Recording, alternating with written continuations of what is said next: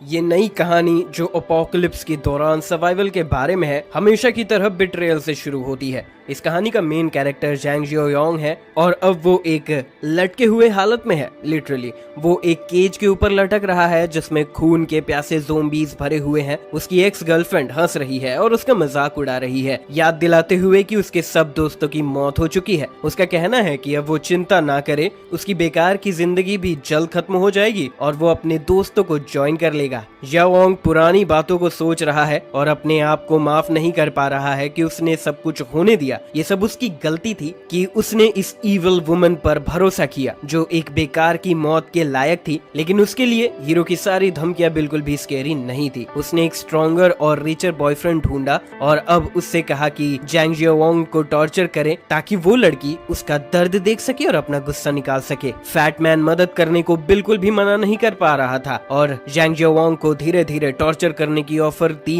ताकि लड़की को सीन एंजॉय करने का मौका मिले। फैटमैन ने मॉकिंगली जियाओयोंग को उसके सप्लाईज के लिए शुक्रिया कहा कि उसकी जेनरोसिटी की वजह से वो कुछ महीने अच्छी लाइफ जी सकेंगे और फिर जियाओयोंग ज़ॉम्बी केज में गिर गया। इन पागल क्रिएचर्स के लिए फ्रेश फ्लैश सबसे जरूरी चीज थी। बंधा हुआ जियाओयोंग बस दर्द में चीख रहा था और सोच रहा था कि अगर उसे जिंदगी का एक और मौका मिले तो वो अपनी एक्स गर्लफ्रेंड कुई जिंग को और उस फैटी ली शोंग से बदला लेगा। लेकिन अचानक ऐसा लगा कि जियाओयोंग ने जाकर सुना कुई जिंग का घिनौना और नफरत भरा वॉइस जो एक्सप्लेनेशन मांग रही थी। उसने अभी तक अपनी प्रॉपर्टी डीड्स पर उसका नाम क्यों नहीं डाला? क्या वो उससे बिल्कुल भी प्यार नहीं करता? वहीं जियाओयोंग अपने आप को संभालने की कोशिश कर रहा था और समझने की कोशिश कर रहा था कि क्या वो अपोकलिप्स से पहले के टाइम में वापस आया है। उसके पास लाइफ में कुई जिंग ने उसे धोखा दिया। उसने न सिर्फ उसके इनहेरिटेंस छीन ली थी जो उसके पेरेंट्स ने छोड़ी थी, बल्कि वो बेघर भी हो गया था। फिर अपोकलिप्स शुरू हुई और ग्लोबल कैटास्ट्रोफी ने लोगों को ज़ोंबी में बदल दिया, पूरे दुनिया में केओस डाल दिया। लेकिन इस केओस के बीच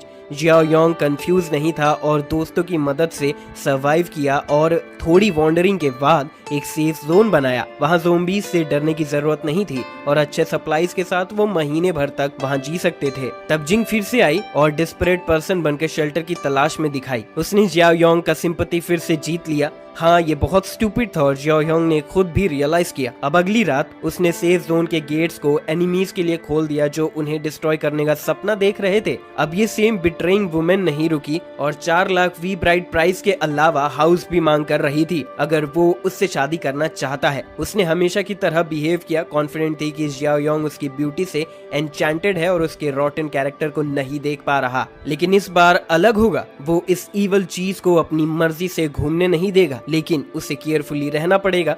ज्यादा इंपल्सिव होने पर उसे नुकसान हो सकता है। क्विंग ने उसे 1 हफ्ते का टाइम दिया था जो उसने मांगा था, वरना शादी कैंसिल हो जाएगी। जियाओयोंग ने उसे घर से निकाल दिया और कहा कि उसने समझ लिया। क्विंग ऐसे एटीट्यूड से अकस्टम्ड नहीं थी और उसे समझ नहीं आया कि ये क्या हो रहा है। क्या उसका स्लेव जियाओयोंग इतना असर्टिव कब से हो गया? क्या उसने अब सर्वेंट बनने का आइडिया बदल दिया? अब जब वो एनोइंग ट्रेटर से छुटकारा पा चुका था तो वो आसपास देख सकता था। अपोकलिप्स शुरू होने में सिर्फ 1 महीना बचा था और जियाओयोंग को तुरंत प्रिपेयर करना होगा, वरना बाद में बहुत देर हो जाएगी। अचानक से उसने एक नोटिफिकेशन रिसीव किया, जैसे किसी गेम में होता है। उसे एक सिस्टम मिशन मिला और अपोकलिप्स सिस्टम को एक्टिवेट करने के बाद मिशन का नाम बहुत ही कॉमन था, अपोकलिप्स प्रिपरेशन। इस मिशन को कंप्लीट करने के लिए उसे एक पीस ऑफ लैंड खरीदना है और 1 साल के लिए सप्लाईज प्रिपेयर करने की जरूरत थी। जियाओयोंग को 10 पॉइंट्स मिलेंगे जो वो सिस्टम स्टोर में रिवॉर्ड्स के लिए एक्सचेंज कर सकता है। हमारा हीरो इस बोनस से बहुत खुश था। सिस्टम मिशंस और उनके कंप्लीशन के रिवॉर्ड्स के बारे में जानकर खुशी के लिए और क्या चाहिए, लेकिन सिस्टम स्टोर में क्या क्या खरीदा जा सकता है ये जियाओयोंग को नहीं पता था। मोस्टली लूट बॉक्सेस और कुछ पोशंस जैसे फिजिकल स्ट्रेंथ इंप्रूव करने वाले अवेलेबल थे। लेकिन इन सब से जियाओयोंग को अपनी भूख की याद आई जो एक प्रॉपर मील की डिमांड कर रही थी। जियाओयोंग ने अपने प्रीवियस लाइफ में याद किया जब वो हर पेनी बचाकर कुई जिंग के ब्राइड प्राइस को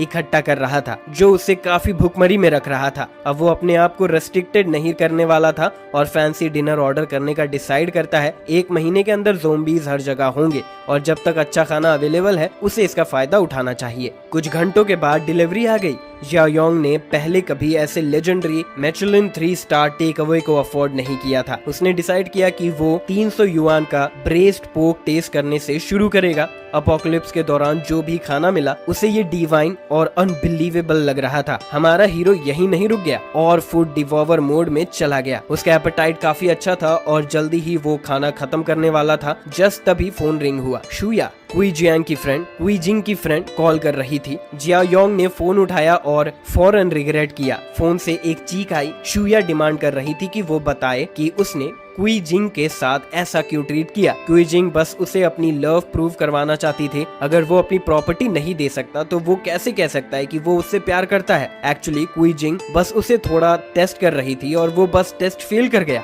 लेकिन अगर वो हाउस डीड्स और 1 मिलियन युआन कैश अपॉलॉजी के तौर पर ले आए तो शुया कोशिश करेगी कि कुई जिंग को कन्विंस कर सके कि ये सब बस एक मिसअंडरस्टैंडिंग था। अगर नहीं तो ब्रेकअप एक्सपेक्ट कर सकता है। इतनी लंबी स्पीच के बाद हमारे हीरो की पेशेंस खत्म हो गई। उसने सोचा कि ये लड़की अपने आप को क्या समझती है। उसे टेस्ट करने की एटीट्यूड के साथ उसे बस चले जाना चाहिए। शुया अभी ऑब्जेक्शन करने की कोशिश कर रही थी लेकिन जियाओयोंग ने कॉल एंड कर दिया। वो अभी इन मनी हंग्री गर्ल्स से परेशान हो चुका था। अब उसके लिए सबसे इम्पोर्टेंट चीज थी एक सुइटेबल पीस ऑफ लैंड ढूंढना और खरीदना जहां वो एक स्ट्रॉन्ग फोर्ट्रेस बिल्ड कर सके जो डिफेंड करना आसान हो और वाटर और फॉरेस्ट के क्लोज हो। अगली सुबह वो रियल एस्टेट एजेंसी में गया। उसे तुरंत एक कंसल्टेंट ने ग्रीट किया और पूछा अगर वो कुछ हाउस रेंट या बाई करने आया है। जियाओयोंग ने अश्योर किया कि ना तो रेंट करने आया है ना ही बाई करने। वो कुछ ज्यादा वैल्यूएबल चीज के लिए आया है। अचानक एक रियल एस्टेट सेल्स मैनेजर उसके पास आया और जियाओयोंग से कहा कि बॉक्सेस उठवाने में मदद करे क्योंकि उनके पास टॉयलेट पेपर का बड़ा शिपमेंट आया था। कंसल्टेंट ने एक्सप्लेन किया कि उसके पास एक कस्टमर है लेकिन कुछ फायदा नहीं हुआ।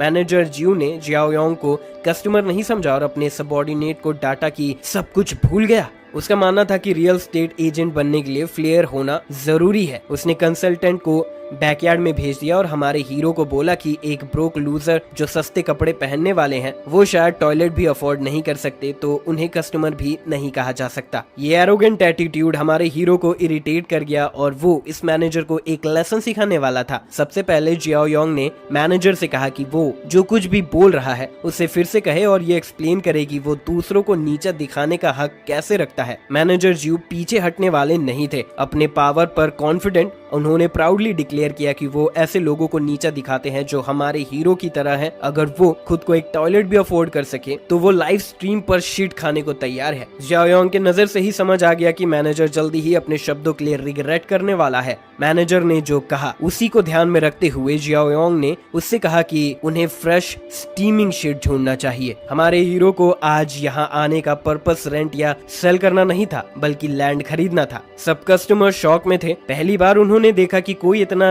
रिच है कि लैंड बाय कर सके। मिस चैंग ने उन्हें इनवाइट किया कि वो बैठ जाएं और डिटेल इंट्रोडक्शन ले। मैनेजर जियो ये सब देखकर ग्रिटेड टीथ के साथ कॉन्फिडेंट था कि कोई भी बातें कर सकता है लेकिन पेमेंट के वक्त उसका मानना था कि जियाओयोंग पेमेंट नहीं कर पाएगा। जियाओयोंग को अवेलेबल सभी लैंड पीसेस की डिटेल देखने को मिली और वो एग्जैक्टली जानता था कि उसे क्या चाहिए। जियाओयोंग अपने रिक्वायरमेंट्स बताने वाला था और देखने वाला था कि क्या उसके पास कुछ सुइटेबल है। जियाओयोंग चाहते थे कि लैंड माउंटेन्स और वाटर के पास हो, खासतौर पर रनिंग वाटर के साथ। आइडियल तो ये होगा कि लैंड पर फैक्ट्रीज या लार्ज बिल्डिंग्स हो। शियांग को सूटेबल चीज ढूंढने में थोड़ा टाइम लगा लेकिन तब मैनेजर जियो पीछे से आया। उसकी हॉबी ही थी पीछे से आने की। उसने सोचा कि ईस्टर्न डिस्ट्रिक्ट में एक ऐसा लैंड है जो सारे रिक्वायरमेंट्स फिट करता है। जियाओयोंग को ये आइडिया अच्छा नहीं लगा क्योंकि वो प्लेस टी सिटी में था जहाँ पर कई अनफिनिश्ड फैक्ट्रीज और पेंडिंग प्रोजेक्ट्स थे। मैनेजर जियो को ये नहीं लगा था कि ये लैंड कस्टमर को बेची जा सकती थी। उसका कहना था कि लूजर इतनी हाई डिमांड्स के साथ यहाँ लैंड खरीदने नहीं बल्कि ट्रबल करने आया है। जियाओयोंग को ये मैटर नहीं करता कि लैंड कहाँ लोकेटेड है जब तक वो उसके रिक्वायरमेंट्स मीट करता है। इनकम्प्लीट फैक्ट्रीज भी प्रॉब्लम नहीं थी, उल्टा एडवांटेज थी। डिटेल्स देखकर हमारे हीरो ने डिसाइड किया कि ये एग्जैक्टली वही लैंड है जो उसे चाहिए। बार्ब्ड वायर के साथ ये प्लेस डिफेंड करना आसान होगा और अनफिनिश फैक्ट्रीज कंस्ट्रक्शन पे काफी पैसे और टाइम बचेगी। इसीलिए उसने लैंड खरीदने के लिए एग्री कर लिया और कॉन्ट्रैक्ट साइन करने और पेमेंट करने के लिए तैयार था। शैंग शॉक थी, उसे बिलीव नहीं हो रहा था कि कोई सेन इंसान इस लैंड को बाय करने वाला है जिसमें अनफिनिश्ड फैक्ट्रीज है। लेकिन जियाओ होंग ने फर्म रहकर उसे जल्दी करने को कहा क्योंकि वो किसी के यहाँ फ्रेश पूप खाने का इंतजार नहीं कर सकता। जल्द ही मैनेजर जियो ने चेक पकड़ा और बिलीव नहीं कर पा रहा था कि ये रैगमफिन 3 लाख युआन पे कर सकता है। इतनी अबैंडन्ड फैक्ट्रीज वाली लैंड के लिए जियाओ योंग ने उसे रिमाइंड कराया कि पेमेंट हो चुकी है और अब उसका टर्न है परफॉर्म करने का। जब जू प्रोसेस एंजॉय कर रहा था, जियाओ योंग उसको सुपर चैट में डोनेशन भेजने वाले थे ताकि वो इतना ऑफेंड ना हो। दूसरे कस्टमर्स ने फैट मैनेजर को हरी अप करने को एनकरेज किया क्योंकि स्ट्रीम शुरू हो चुका था। एक कस्टमर को स्टोमक एक था लेकिन उसने प्रॉमिस किया कि कम से कम ये फ्रेश होगा। इस तरह जियाओ योंग ने सिस्टम के टास्क का पहला स्टेप कंप्लीट किया और अब दूसरे स्टेप पर आने का वक्त था। जियाओ योंग ने सारी पैसे लैंड खरीदने में खर्च कर दिए थे और अब उसे समझना था कि सप्लाईज इकट्ठा करने के लिए पैसे कहां से लाए। जब वो रियल एस्टेट एजेंसी से निकल रहा था तब एक पुराने एक्वेंटेंस ली शुआंग ने उसे पहचान लिया और तुरंत क्यूरियस हो गया कि हमारा हीरो यहाँ क्या कर रहा है। लेकिन उसकी क्यूरियोसिटी तब चली गई जब उसने देखा कि स्टाफ्स और कस्टमर्स मैनेजर जियो को अपनी प्रॉमिस रखने पर मजबूर कर रहे थे, जबकि वो डेस्परेट होकर मदद मांग रहा और शिट खाने के लिए तैयार नहीं था। इस दौरान क्विजिंग अपने नेल्स पेंट कर रही थी और लाइफ एंजॉय कर रही थी। उसे लियोंग का कॉल आया और पूछा क्या उसने सुना कि जियाओ योंग ने रियल एस्टेट कंपनी में लैंड खरीदा है। ऑफ कोर्स उसने नहीं सुना था और ये जानकर वो शॉक में थी कि उसके पास इतने पैसे कहां से आए। ली चोंग ने क्लैरिफाई किया कि जियाओ होंग ने 3 लाख युआन पे किए हैं, जो शायद ब्राइड प्राइस के पैसे हैं जो उसने बचाए थे। अब वो गुस्से में थी कि उसने उसके पैसे का इस्तेमाल किया। ली चोंग ने उसे काम डाउन होने और जियाओ योंग से पूछने का एडवाइस दिया, लेकिन वो गुस्से में अंधी हो चुकी थी। उसका कहना था कि वो बास्टर्ड उसके पैसे का इस्तेमाल कर रहा है और आज उसे एक्सपोज करना है। वहीं दूसरी तरफ हमारे हीरो के अपने वरीज थे। सप्लाई खरीदना और बेस बनाना बहुत पैसा मांगता है। सभी पीसफुल थॉट्स को एक frantic knock on the door ने तोड़ दिया। क्विजिंग अपनी बहन के साथ आ गई थी और अब भी गुस्से में थी कि जियाओ योंग ने उसके पैसे का इस्तेमाल किया। जियाओ योंग अब भी समझ नहीं पा रहा था कि वो क्या कह रही थी। क्विजिंग इसीलिए कंटिन्यू कर रही थी कि वो उसके ब्राइड प्राइस के पैसे से लैंड खरीद रहा है और ये पैसे उसके हैं, इसीलिए ये लैंड भी उसका है। जियाओ योंग ने इस क्रेजी औरत की बातों का जवाब देने का डिसाइड किया। उसने एक्सप्लेन किया कि उसके पास बहुत पैसे हैं लेकिन वो उस पर एक भी सेंट खर्च नहीं करने वाला और उसे पता है कि उसके अफेयर्स ली चोंग के साथ है। क्विजिंग समझ नहीं पाई कि ये सब कैसे हुआ और जियाओ योंग को ये सब कैसे पता चला। क्विजिंग की बहन ने देखा कि सिचुएशन आउट ऑफ कंट्रोल हो गई है और सबको काम डाउन करने और इस मिसअंडरस्टैंडिंग को सॉल्व करने का सजेशन दिया, लेकिन जियाओ योंग ने इन दोनों पर अपना प्रीशियस टाइम वेस्ट करने का प्लान नहीं बनाया। उसके लिए ये मिसअंडरस्टैंडिंग नहीं थी। क्विजिंग उसकी गर्लफ्रेंड नहीं थी, बस ली शोंग की एक पथेटिक डोरमैट थी। उसने तुरंत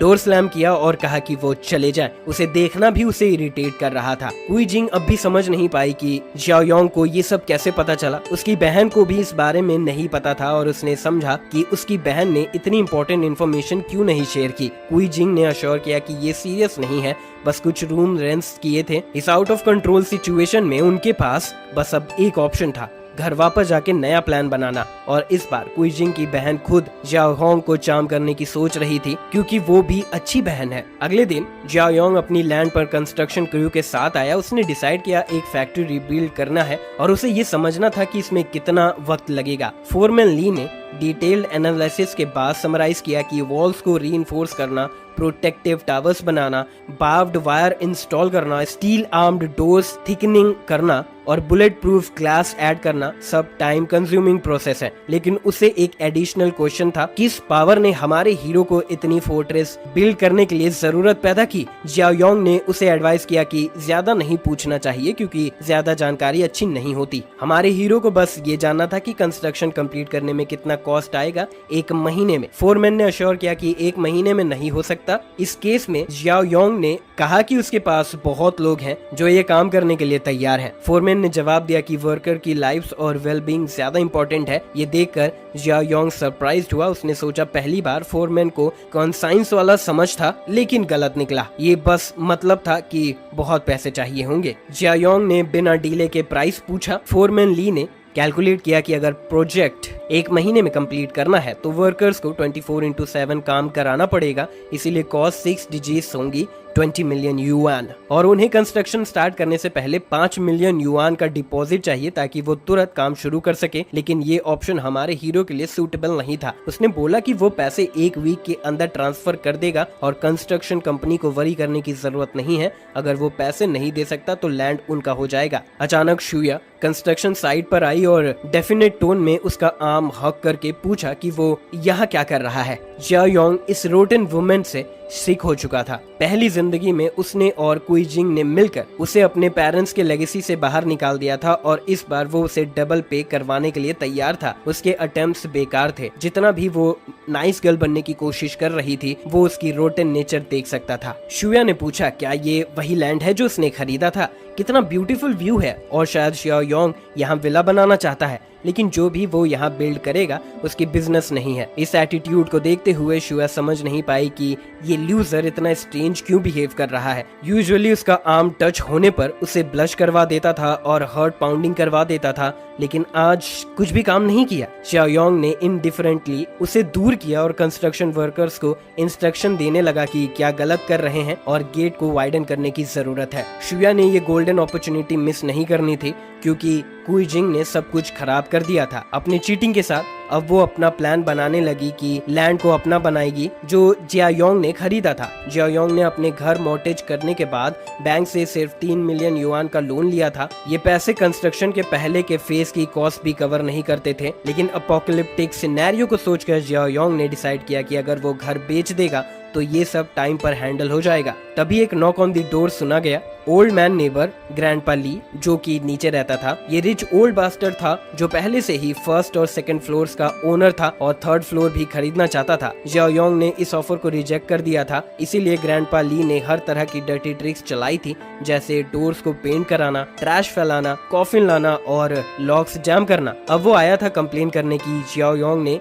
रात को पार्टी की थी, जो बिल्कुल झूठ था। जिया योंग रात को जल्दी सोया था और ऐसा कुछ भी नहीं किया था, लेकिन आर्ग्यूमेंट का कोई फायदा नहीं था क्योंकि ओल्ड मैन का टारगेट उसका घर ही था। जिया योंग ने प्रिटेंड किया कि वो फेड अप हो गया है और घर बेचने के लिए रेडी है। ग्रैंडपा ली को अपने कानों पर विश्वास नहीं हुआ, लेकिन जिया योंग की एक कंडीशन थी, वो 6 महीने तक घर में रहना चाहता है जब तक वो नए घर की तलाश में है। इस वक्त ओल्ड मैन को 5 मिलियन युआन तुरंत ट्रांसफर करना पड़ेगा ताकि जिया योंग नए घर की डिपॉजिट के लिए पैसे अरेंज कर सके। अगर ओल्ड मैन इस कंडीशन को एक्सेप्ट नहीं करता तो डील खत्म। लालची बुढ़ा इस डील को छोड़ने का मन नहीं रख रहा था और उसने तुरंत डील एक्सेप्ट कर लिया, लेकिन ये भी डिमांड किया कि कॉन्ट्रैक्ट साइन किया जाए ताकि जिया योंग अपना मन ना बदल सके। ये बात जिया योंग के लिए कोई प्रॉब्लम नहीं थी। वो जानता था कि ये ओल्ड बास्टर्ड अपोकलिप्स के बाद घर में ही मर जाएगा। जब ओल्ड मैन ली ने 5 मिलियन युआन ट्रांसफर कर दिए और अब बैंक लोन के साथ मिलाकर जिया योंग के पास 8 मिलियन युआन हो गए। अब उसे सेकंड टास्क कंप्लीट करना था और रिवॉर्ड लेना था। सबसे बड़ा सुपरमार्केट इस टास्क के लिए परफेक्ट था। जिया योंग ने अपने सप्लाई स्टॉक करना शुरू किया।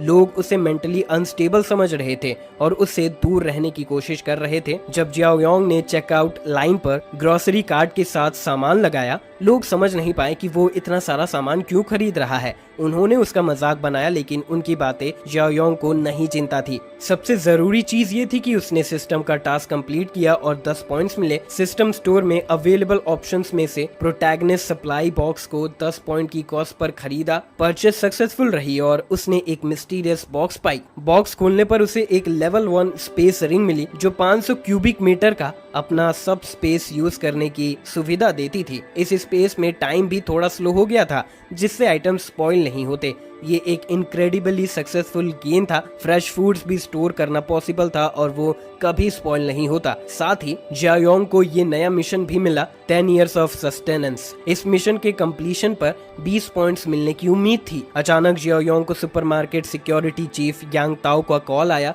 उसने सुना था कि एक क्रेजी गाय ट्रबल क्रिएट कर रहा है और ये पता चला कि वो जिया योंग ही है। यांग ताओ का नाम जिया योंग को याद आया।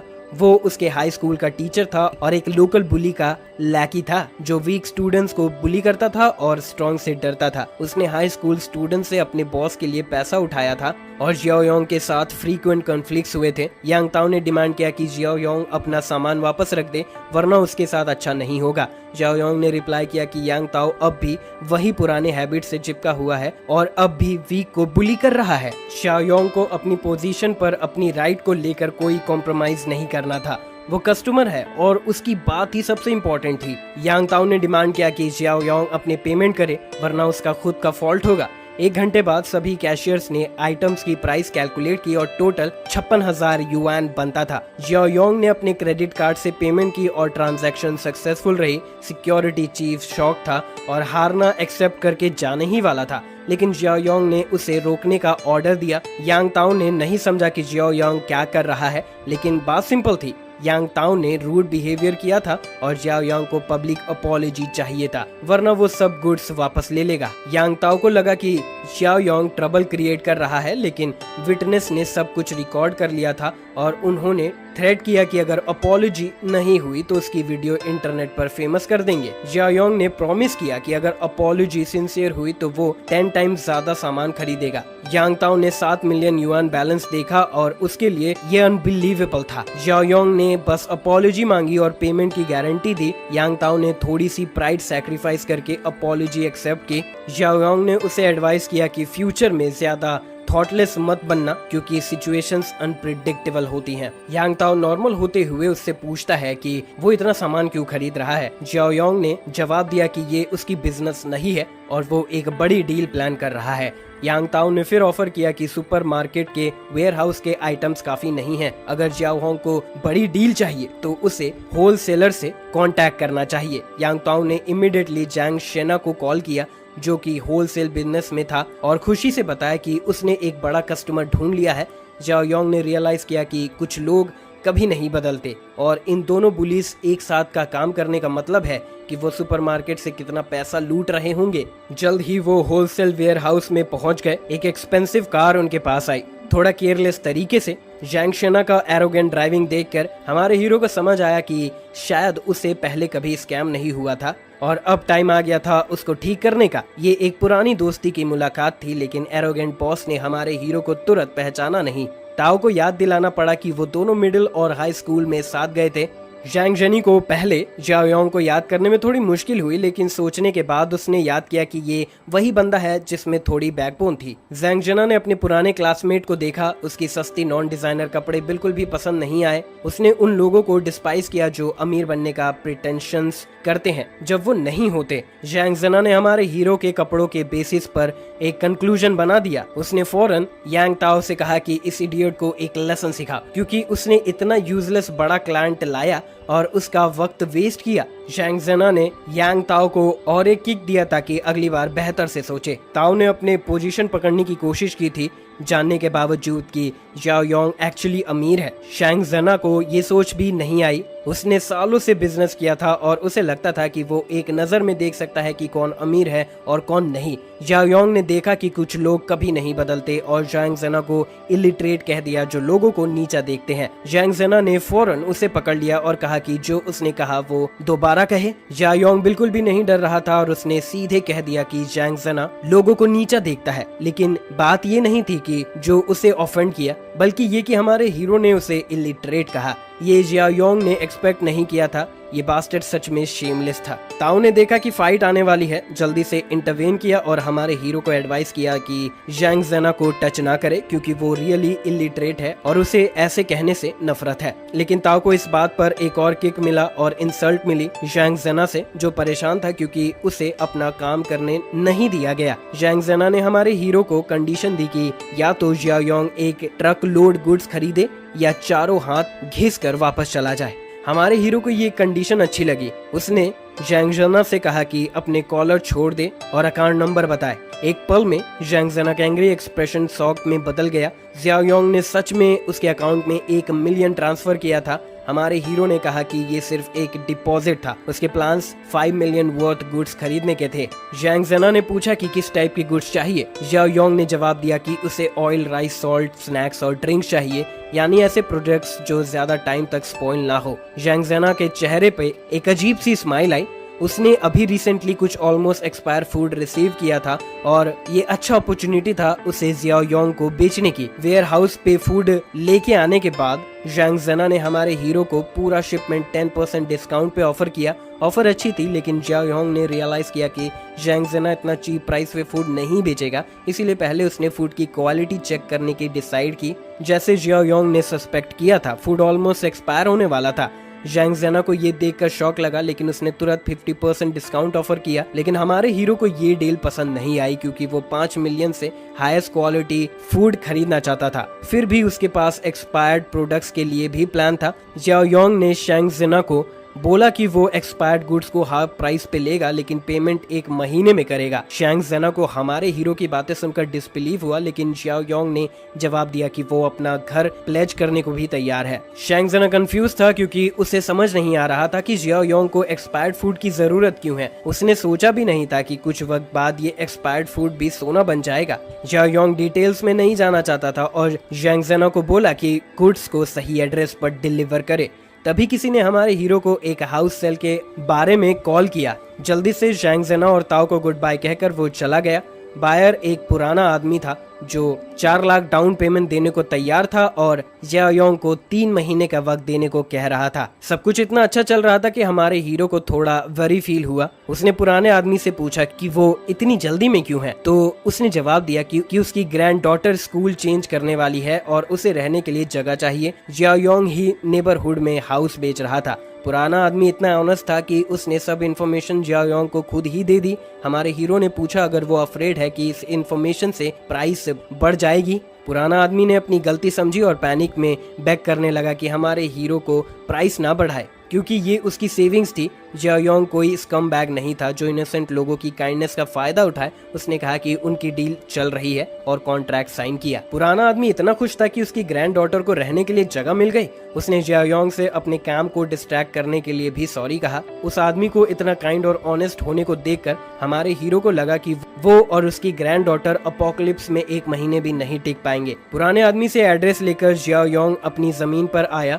जहाँ काम पूरी रफ्तार से चल रहा था। फोरमैन को बताने के बाद कि पेमेंट जल्दी ट्रांसफर हो जाएगी, उसने प्रोग्रेस के बारे में पूछा। पता चला कि ऑलमोस्ट 80% कंस्ट्रक्शन कंप्लीट हो चुकी है। वॉल्स और डोर्स की प्रोटेक्शन और थिकनेस बिल्कुल जैसे उसने रिक्वेस्ट की थी। वेयरहाउस भी फैक्ट्री के हिसाब से रेडी था और उसे यूज किया जा सकता था। ये ग्रेट न्यूज थी। जियाओ योंग ने फौरन जैंग जना को कॉल किया और बोला कि सप्लाईज जल्दी लाए।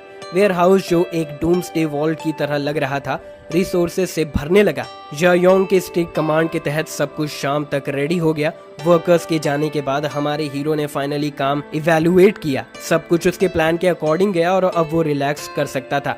सिस्टम ने एक नोटिफिकेशन भेजी कि उसने सक्सेसफुली टास्क कंप्लीट किया और 20 सिस्टम पॉइंट्स मिले। जब जियाओ योंग ने सिस्टम स्टोर ओपन किया तो उसने देखा कि एक नया बॉक्स विद अवेकेंड एबिलिटीज आया है। इसका मतलब था कि वो सुपरनैचुरल एबिलिटीज हासिल कर सकता है। अपोकलिप्स शुरू होने से पहले जियाओ योंग ने बिना सेकंड थॉट के एक बॉक्स खरीदा और जब उसने बॉक्स ओपन किया तो उसने एक लेवल 1 एबिलिटी हासिल किया जिसका नाम माइंड्स आई था। इस एबिलिटी की वजह से वो टारगेट की हॉस्टिलिटी डिटेक्ट कर सकता था। जियाओ योंग खुश था क्योंकि उसके हिसाब से ये early stages of the apocalypse में एक यूजफुल स्किल था। सिस्टम को लगता था कि हमारे हीरो को रिलैक्स करना नहीं चाहिए, क्योंकि उसने तुरंत एक और टास्क भेज दिया था।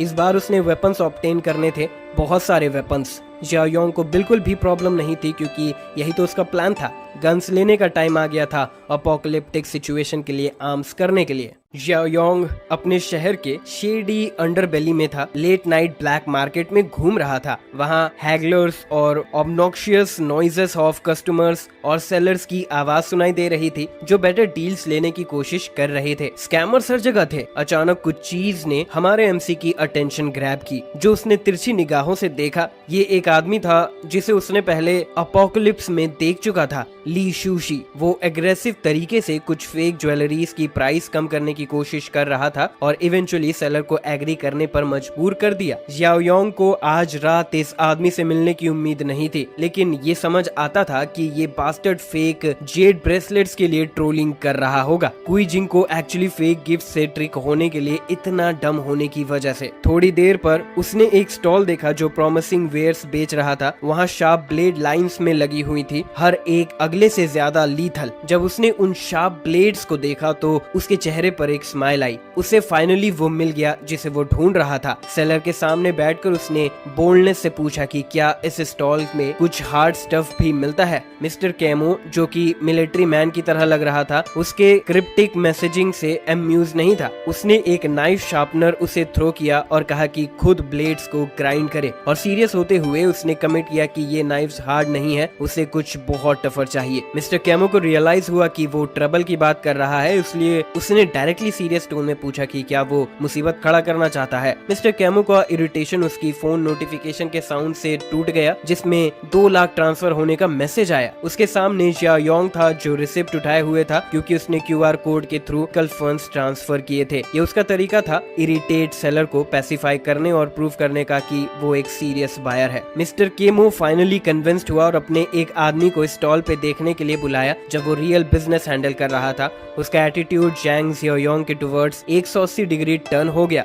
और उसने पोलाइटली यंग मैन को एक और बिल्डिंग की तरफ ले गया। बाहर बात करना थोड़ा इनकन्वीनियंट हो सकता था, लेकिन उनको स्टोर के पास इनकॉन्शियस बिल्डिंग में एंटर करने में कोई प्रॉब्लम नहीं हुई। मिस्टर कैमो अब जियोयोंग को कुछ होममेड गन्स बेचने की कोशिश कर रहा था जो स्मॉल टारगेट्स के लिए ही थी। ये 2000 के कॉस्ट पे थी और एमओ सस्ता मिलेगा। हमारे लड़के ने इसे तुरंत डिक्लाइन कर दिया, जो मिस्टर कैमो के कॉम्पिटिटिव स्पिरिट को थोड़ा स्टिर कर गया। उसने कुछ रेप्लिका रिवॉल्वर्स निकाले जो एक्टिव ड्यूटी हैंडगन्स के मॉडल पे बेस थी 5000 में। इसमें 9 mm शूटर और 5 बुलेट्स इंक्लूडेड थी। जियोयोंग के लिए इतना भी बेयरली एक्सेप्टेबल था, क्योंकि उसने 2 लाख रुपए प्री पे किया था, तो इस जंक में उसकी इंटरेस्ट नहीं थी। प्रीपेमेंट मेंशन करने से मिस्टर कैमो कंफ्यूज हो गया और पूछा कि इसका मतलब क्या था। जियोयोंग ने डिक्लेयर किया कि पहला ट्रांसफर बस 10% प्रीपेमेंट था उसके 2 मिलियन वर्थ वेपनरी ऑर्डर के लिए। मिस्टर केमो थोड़ा वरीड हो गया रिगार्डिंग इस मिस्टीरियस बायर की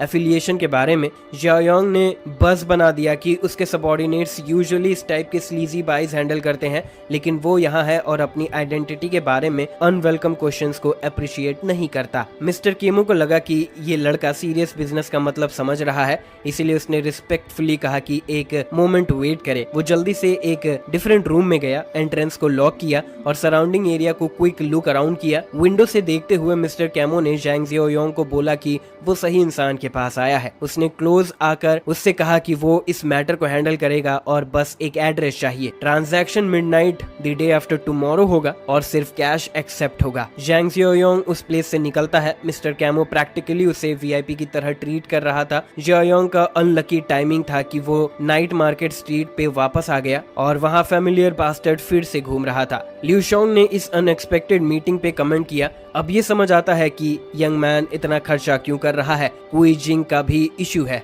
उसने सोचा कि इस बच्चे ने फाइनेंशियल एडवाइस देखा होगा और अब सब कुछ बेचकर कंफर्ट में रहने की कोशिश कर रहा है। फैट बास्टर्ड की नॉनसेंसिकल वर्ड्स को इग्नोर करते हुए जैंग जियोयोंग ने अपनी न्यूली एक्वायर्ड एबिलिटी ट्राई करने का प्लान बनाया। माइंड साई को ओपन करते ही एक अजीब सी ऑरा उसके गेस को इल्यूमिनेट कर गई। उसने देखा कि मिस्टर कैमो के हेड पर एक हैप्पी फेस इंडिकेटर और लू जुआंग के हेड पे एक एंग्री फेस इंडिकेटर है। ये एबिलिटी बहुत यूजफुल थी जैसे एक्सपेक्टेड था। एक्सपेरिमेंट करते हुए उसने फैट बास्टर्ड के बारे में ट्रैश टॉक किया जो फेक और सेकेंड हैंड गुड्स बेच रहा था और क्यूजिंग को ट्रिक कर रहा था। उसकी सेकेंड हैंड ट्रैश भी थी, इसीलिए उसकी वैल्यू उतनी ही थी। ये सुनकर फैट बास्टर्ड का इंडिकेटर और ज्यादा एंग्री हो गया और उसने यंग मैन को कर्स किया। मिस्टर कैमो ने देखा कि कन्फ्लिक्ट डेवलप हो रहा है, इसीलिए उसने अपने नए बिग फिश क्लाइंट से पूछा, गुस्से वाले फैट बास्टर्ड ने जियोयोंग को परेशान किया हो तो? उसने लिu जोंग को एनिमी लेबल किया। हिंट समझकर मिस्टर कैमो ने अपने नए बिग ब्रो को अश्योरेंस दिया कि वो और उसके स्टाफ फैट ब्रो को एक लेसन सिखाएंगे। जियोयोंग को ये ठीक लगा, लेकिन उसने याद दिलाया कि उन्हें ज्यादा नहीं जाना चाहिए क्योंकि उसके फ्यूचर के प्लान्स के लिए लिu जोंग के लिए और प्लान्स है। जब well build thugs fat S के पीछे आए, वानाबी गैंगस्टर फ्रीक आउट हो गया। अपने वर्ड्स को स्टम्बल करता हुआ और अपनी एरोगेंस खो दिया। मिस्टर कैमो ने पीस ऑफ ट्रैश पर ज्यादा वर्ड्स वेस्ट नहीं किए और एक बैटन निकाल लिया। लड़कों ने फैट बास्टर्ड को क्विक वर्क किया और उसे बीटन किया और उसे बरिश छोड़ दिया। डार्क रोड के बीच में उसके फेस और व्हाइट सूट पर शूज के प्रिंट थे जो किकिंग से हुए थे। ये इंसिडेंट सिर्फ उसके जैंग जियोयांग के लिए डिसलाइक को और बढ़ा देता है। 2 दिन बाद मीटिंग वेयरहाउस में सेट हुआ और दोनों पार्टीज टाइम पे थे एग्रीमेंट के लिए। जियोयांग के सामने एक ट्रक लोड सस्पिशियस क्रेट्स थी जो एग्जैक्टली उसको चाहिए था। फायर आर्म का अराइवल उसके बैटल रेडी टास्क की सक्सेस को सिग्नल था, जिसे उसने 10 सिस्टम्स पॉइंट रिवॉर्ड के रूप में मिले जो उसका टोटल 20 पॉइंट्स तक ले गया। क्रेट्स के अंदर heavy fire arms, rifles, pistols और हर एक एक्स्ट्रा पीस ऑफ इक्विपमेंट था जो उसे जरूरत थी। सिस्टम ने एक बोनस रिवॉर्ड भी ऐड किया, एक +2 फिजिकल एनहांसमेंट पोशन। सिरिंज को हाथ में पकड़ के वो बोनस ड्रॉप से काफी प्लीज था। +2 क्लासिफिकेशन के साथ ये सिस्टम स्टोर के पोशन की एफिशिएंसी डबल था। 1 सेकंड भी वेस्ट ना करते हुए उसने सिरिंज को उठाया और अपने विंग्स पे एम किया। उसने छोटी सी नीडल की पिंचिंग की एक्सपेक्टेशन की थी, लेकिन स्ट्रेंथ पोशन का ब्लड स्ट्रीम में एगोनाइजिंग प्रोसेस था। एक एवरेज एडल्ट मेल के लिए फिजिकल स्कोर अराउंड 5 पॉइंट्स होता है। +2 का इंक्रीज प्रैक्टिकली 40% बूस्ट देता है ओवरऑल पावर में। इसीलिए उसने स्टोर ओपन करने का डिसाइड किया और वहां लिस्टेड दूसरे फिजिकल एनहांसमेंट पोशन पर नजर डाली। इंक्रीज्ड स्ट्रेंथ की वैल्यू को रियलाइज करते हुए और एक मैसिव सिरिंज के साथ उसने एडवांटेज मैक्सिमाइज करना डिसाइड किया। Another strength cheat code inject करने के बाद उसका फिजिकल स्कोर फाइनली 8 तक पहुंच गया। वो अब प्रैक्टिकली 60% स्ट्रॉन्गर था एक एवरेज मैन से और टेस्ट करने के लिए एगर था। वेयरहाउस में लूज आयरन बार्स देखे और टेस्टिंग का आइडिया आया। उसने एक थिक आयरन बार उठाई जो बिल्डिंग्स रीइंफोर्स करने के लिए यूज होती थी। जियोयांग ने उसे ऊपर उछाला और जैसे हार्ड और फास्ट किक किया, रॉड नोटिसेबली बेंड हो गई। मोमेंटम के साथ स्टिक नियर बाय वॉल में चली गई। जियोयांग का किक इतना पावरफुल था कि वॉल में डिसेंट डेंट बन गया। आयरन बार के साथ उसकी करंट स्ट्रेंथ से उसके बेयर हैंड्स प्रैक्टिकली वेपन्स बन गए थे। अब वो आराम से अपोकलिप्स के अगेंस्ट कंफर्टेबली फाइट कर सकता है। वेपन्स को ओपन में रखना स्टूपिड मूव होता, इसीलिए उन्हें स्पेशल रिंग में स्टोर करना बेहतर रहा। जियोयांग ने अपने मैजिकल रिंग से ट्रक के कंटेंट्स को पॉइंट किया और वो तुरंत अब्सॉर्ब हो गए। अगर सब कुछ वैसे ही होता है जैसा उसने याद किया था तो डे आफ्टर टुमारो अपोकलिप्स का पहला दिन होगा। उसके पास अब ज्यादा वक्त नहीं है सब कुछ बाकी काम करने के लिए जो पहले उसने प्लान किया था। एक वजह से वो पुराने आदमी की इमेज नहीं भूल पा रहा था जो अपनी मॉडेस्ट हार्ड अर्न कैश से अपनी ग्रैंड डॉटर के लिए घर खरीदना चाहता था। जैंग जियोयांग ने पहले अपोकलिप्स में कई जिंदगी और मौत की सिचुएशन देखी थी और ट्रेचरी भी, लेकिन अनफॉर्चुनेट लोगों की प्लाइट को इग्नोर करना उसका स्टाइल नहीं था। शायद वो कुछ एसेंशियल सप्लाईज पुराने आदमी को भेज देगा, ये उसकी रीपेमेंट होगी अपोकलिप्टिक फंड्स के लिए। अगले दिन जियोयांग ने एक रन डाउन अपार्टमेंट बिल्डिंग के चक्कर लगाया जो एक शेडी सिटी में मौजूद था। जीपीएस के बिना इस जगह को ढूंढना इम्पॉसिबल था। देखने से ये क्लियर था कि पुराने आदमी का फाइनेंशियल स्टेटस अच्छा नहीं था, क्योंकि वो एक चीप और पुरानी जगह पे रेंट पर रह रहा था बिना एलिवेटर के, और उनका यूनिट टॉप फ्लोर पर था। जैंग जियोयांग ने कैजुअली डोर पे नॉक किया और तुरंत रियलाइज किया कि उसे अपने स्टोरेज रिंग से सप्लाईज निकाल लेनी चाहिए, वरना एक्सप्लेन करना मुश्किल होगा। स्टोरेज रिंग एक्टिवेट करके box upon boxes of essential supplies hallway में भर गए। उस वक्त पुराना आदमी डोर पे आया और तुरंत समझ गया कि वो लैंडलॉर्ड है जो रेंट नेक्स्ट वीक में पे करने वाले हैं। जब उसने यंग मैन को देखा उसने रियलाइज किया कि ये मिस्टर जैंग है और बॉक्सेस हॉलवे में, जो पुराने आदमी को और कंफ्यूज कर रहा था। जियोयांग ने प्रॉमिस किया कि बाद में डील एक्सप्लेन करेगा, पहले बॉक्सेस को अंदर ले जाना जरूरी था ताकि नेबर्स ना देखे। कुछ मिनट्स की लिफ्टिंग के बाद जो मोस्टली जियोयांग ने किया, सब कुछ अंदर ले आया। पुराना आदमी इम्प्रेस था कि यंग मैन टायर्ड भी नहीं लग रहा था। मीनवाइल जियोयांग रूम को सर्वे कर रहा था और एनालाइज कर रहा था अगर ये इमरजेंसी शेल्टर के लिए सूटेबल है, और ये था। फ्रंट डोर सॉलिड एनफ था। उसने पुराने आदमी को केयरफुली सुनने के लिए कहा और एक्सप्लेन किया कि सप्लाईज वाइजली यूज करनी चाहिए क्योंकि ये अराउंड हाफ अ ईयर के लिए चलेगी, स्टार्टिंग कल से। जैसे ही वो और डिटेल में जाने ही वाला था, जियोयांग एक फोटो से हिला। फोटो में पुराना आदमी और उसकी ब्यूटीफुल ग्रैंड डॉटर थी। जियोयांग को सरप्राइज हुआ जब उसने देखा कि फोटो में एक लड़की शैनशान थी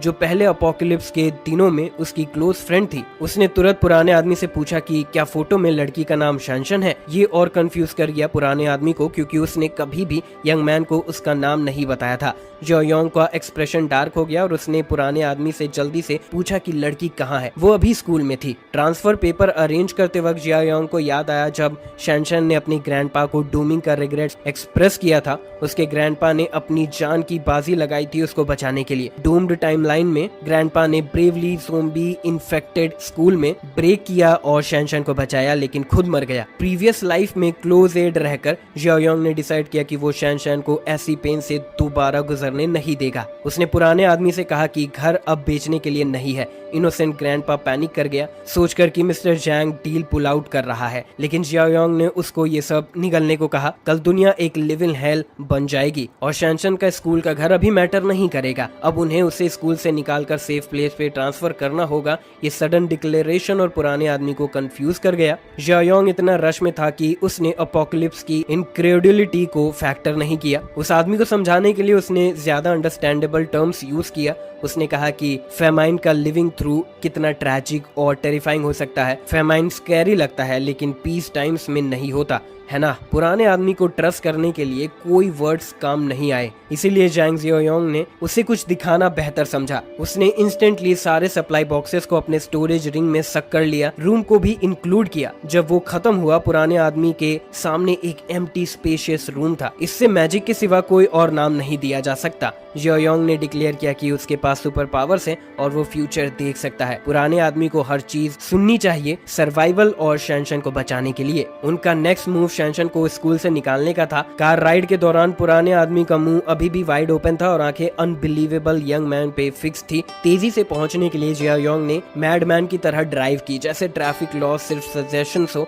व्हीकल से बाहर निकलकर उन्हें शैनशन को ढूंढना था जो अभी जगह पे थी। एक डिपार्टमेंट बिल्डिंग के सामने एक यंग वुमन थी जो कुछ स्टूडेंट्स के साथ सराउंडेड थी। वो कोई और नहीं बल्कि शैनशन थी। अब कुछ स्टेरियोटिपिकल विचेस उसके फेस पे स्लैप कर रही थी क्योंकि एक बॉय उसे पसंद करता था। डिफिएंट आइज के साथ शैनशन ने इंसिस्ट किया कि वो फ्रीक के साथ नहीं जाना चाहती और अटेंशन नहीं पसंद करती। एक और विच ने इंटरवीन किया और स्टमक पे किक मारा उल्टा जवाब देने के लिए। दो विचेस ने जेलसी के कारण शैनशन को बीट किया। सिचुएशन रैपिडली एक्सिलरेट हो रही थी जब पुराने आदमी का वॉइस इंटरप्ट हुआ। उन्होंने देखा कि पुराने आदमी अपने प्रीशियस ग्रैंड डॉटर के पास आ रहा है और विचेस को उनकी चीजों को छोड़ने के लिए येल कर रहा था। विचेस ने अपनी अटेंशन पुराने आदमी पे शिफ्ट कर दी जो अपनी ग्रैंड डॉटर को बचा रहा था। उन्होंने पुराने आदमी से कहा कि वो स्टेप बैक करे और गर्ल्स के बिजनेस को इंटरप्शन के बिना सेटल करने दे। पुराने आदमी ने ब्लंट वेपन्स और ब्लेड्स देखकर हेजिटेट नहीं किया और चार्ज कर दिया। थग्स ने नाइफ से थ्रेटन किया और बूढ़े आदमी को मैनरलेस बुलीज बोला। एक थग ने स्टील बैट उठाया और बूढ़े आदमी के हेड पे एम किया। अगर बैट हिट होता तो सवेयर ऑर्डरेल होता, लेकिन जियाओयोंग ने टाइमली इंटरवीन किया और बुली को अटैक रोक लिया। वो सबको देखता है जो लग रहा था कि थग्स के लर्निंग फेज में थे। दूसरे दो थग्स ने अपने अटेंशन जियाओयोंग पे शिफ्ट की, सोचकर कि वो शैनशन का ओल्डर ब्रदर हो सकता है। उन्होंने सोचा कि वो इजी टारगेट है, लेकिन बुलीज के हैंड मूव नहीं कर पा रहे थे। जियाओयोंग ने थग को सोलर प्लेक्सस पे एक सॉलिड किक मारा और वो थग्स कैनन पे लॉन्च और वो थग कैनन से लॉन्च होता हुआ जैसा लगा। पहले थग की फेट देखकर बाकी दो हेजिटेट हुए। जियाओयोंग ट्रेन कॉम्बैटेंट लग रहा था। दो वॉनोबी थग्स ने प्लान बनाया, एक फ्रंट में नाइफ के साथ और दूसरा बैक में बैट के साथ। फर्स्ट मूव फ्लैंक से किया गया, फुल बैट स्विंग किया। इनकमिंग अटैक को सेंस करते हुए जियाओयोंग ने इजीली डॉज किया और अपने एनहांस फिजिकल एबिलिटीज का यूज किया। उसने थग को पकड़ा जो हेड बैश कर रहा था और कॉलर से पुल किया। जैसे जियाओयोंग ने बैडली बिहेव्ड किड को पकड़ा हो, उसने थग को कोल्ड हार्ड ग्राउंड पे स्लैम किया जो बहुत आसान था। एक ही स्लैम से बुली बेहोश हो गया। लगता है उसकी हेड कंक्रीट पे लग गई हो या कुछ ऐसा ही। बाकी का बुली जो अभी भी बचा था एक नाइफ के साथ आगे बढ़ा। ज़ोंबी अपोकलिप्स का वेटरन बिना ब्लिंक किए वेपन को रीडायरेक्ट कर गया और ब्लॉन्ड नजर को अपनी नजर से घूरा। जियाओयोंग ने अपनी नजर ना तोड़ी और अपने पाँव को अगले किक के लिए रेडी किया।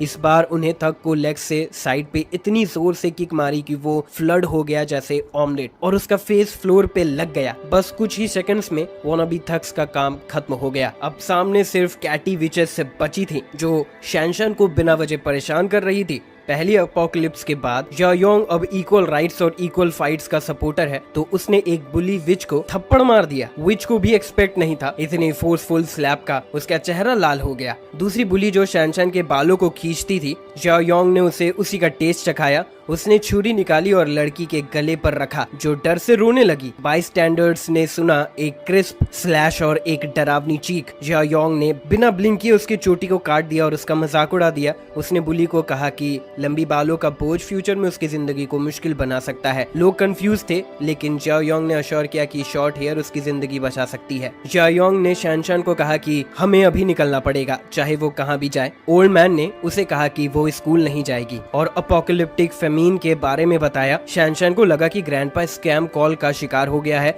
जिया योंग ने कंफर्म किया कि वो अपोकलिप्टिक फेमीन के बारे में नहीं, बल्कि असली अपोकलिप्स के बारे में बात कर रहा है। जब जिया योंग ने न्यूज देखी तो एक वीडियो आया जिसमें एक आदमी कुछ एंड ऑफ डेज स्टफ बोल रहा था। लोग कह रहे थे कि ये रेबीज है और आदमी दूसरों को बाइट कर रहा है, लेकिन वो शांत था और कुछ ग्रीम चीजों के बारे में बोल रहा था। सब कुछ केओस में चला गया और जिया योंग ने बताया कि कल से अपोकलिप्स शुरू होगा, एक टॉक्सिक स्मॉग जो ज़ोंबीज को जन्म देगा और बाकी लोगों को भी मारकर ज़ोंबी बना देगा। शैनशान ने पॉप कल्चर के थ्रू ज़ोंबीज के बारे में सुना था, लेकिन अब जब ये सब कुछ सच लग रहा है तो वो बिलीव नहीं कर पाई। उसने फाइनली एक्सेप्ट किया कि उसने फेमीन की कहानी बस इसीलिए बनाई थी ताकि ओल्ड मैन को समझ आए आजकल के पीसफुल टाइम्स में फेमीन होना ऑलमोस्ट इम्पॉसिबल है। इसीलिए उसने क्लियर किया कि अगले कुछ दिनों में जो आने वाला है वो अपोकलिप्स है, मॉडर्न सिविलाइजेशन का एंड है। ये सुन के किसी को भी क्रेजी फील हो सकता है, ये एक नेचुरल रिएक्शन है ऐसे डिक्लेरेशन का। घड़ी देखते हुए जिया योंग ने सोचा कि अभी न्यूज और इंटरनेट चेक करना चाहिए। एंड ऑफ टाइम्स के इनिशियल साइंस देखने के लिए फोन निकाल के न्यूज चेक करते ही एक वीडियो आई जिसमें एक आदमी कुछ ओमनियस एंड ऑफ डेज स्टफ बोल रहा था। वीडियो में अथॉरिटीज ने एक क्राउडेड ट्रेन स्टेशन में उस आदमी को डिटेन किया हुआ था। कुछ लोग कह रहे थे कि ये रेबीज है और वो लोगों को बाइट कर रहा है। एक आदमी लूसिड लग रहा था और एक स्ट्रेंज स्माइलिंग स्मॉग के बारे में ग्रिम स्टफ बोल रहा था। डिटेनी ने इतने रेजिस्टेंस दिखाई कि वो ब्रेक फ्री हो गया और लोगों को बाइट करने लगा जैसे एक कुत्ता। फिर से केओस शुरू हो गया और जिया योंग के कहने के मुताबिक अपोकलिप्स के इनिशियल साइन फुल स्विंग में है। कल से ऑफिशियली अपोकलिप्स शुरू होगा, एक टॉक्सिक स्मॉग जो कई प्रोविंसेस इंक्लूडिंग प्रोविंसेस बी को ढक देगा। ये स्मॉग सभी लिविंग बींग्स को अफेक्ट करेगा और एक सिग्निफिकेंट पॉपुलेशन माइंडलेस ज़ोंबीज में म्यूटेट हो जाएंगी जो स्ट्रीट्स पे प्रे ढूंढेंगी। जो बचे रह जाएंगे वो ज़ोंबीज के क्रूअलिटी से नहीं बच पाएंगे और उनके एगोनाइजिंग डेथ के बाद वो भी उनमें से एक बन जाएंगे। शैनशान नए जनरेशन का हिस्सा है तो उसको ज़ोंबीज के बारे में जनरल आइडिया होना चाहिए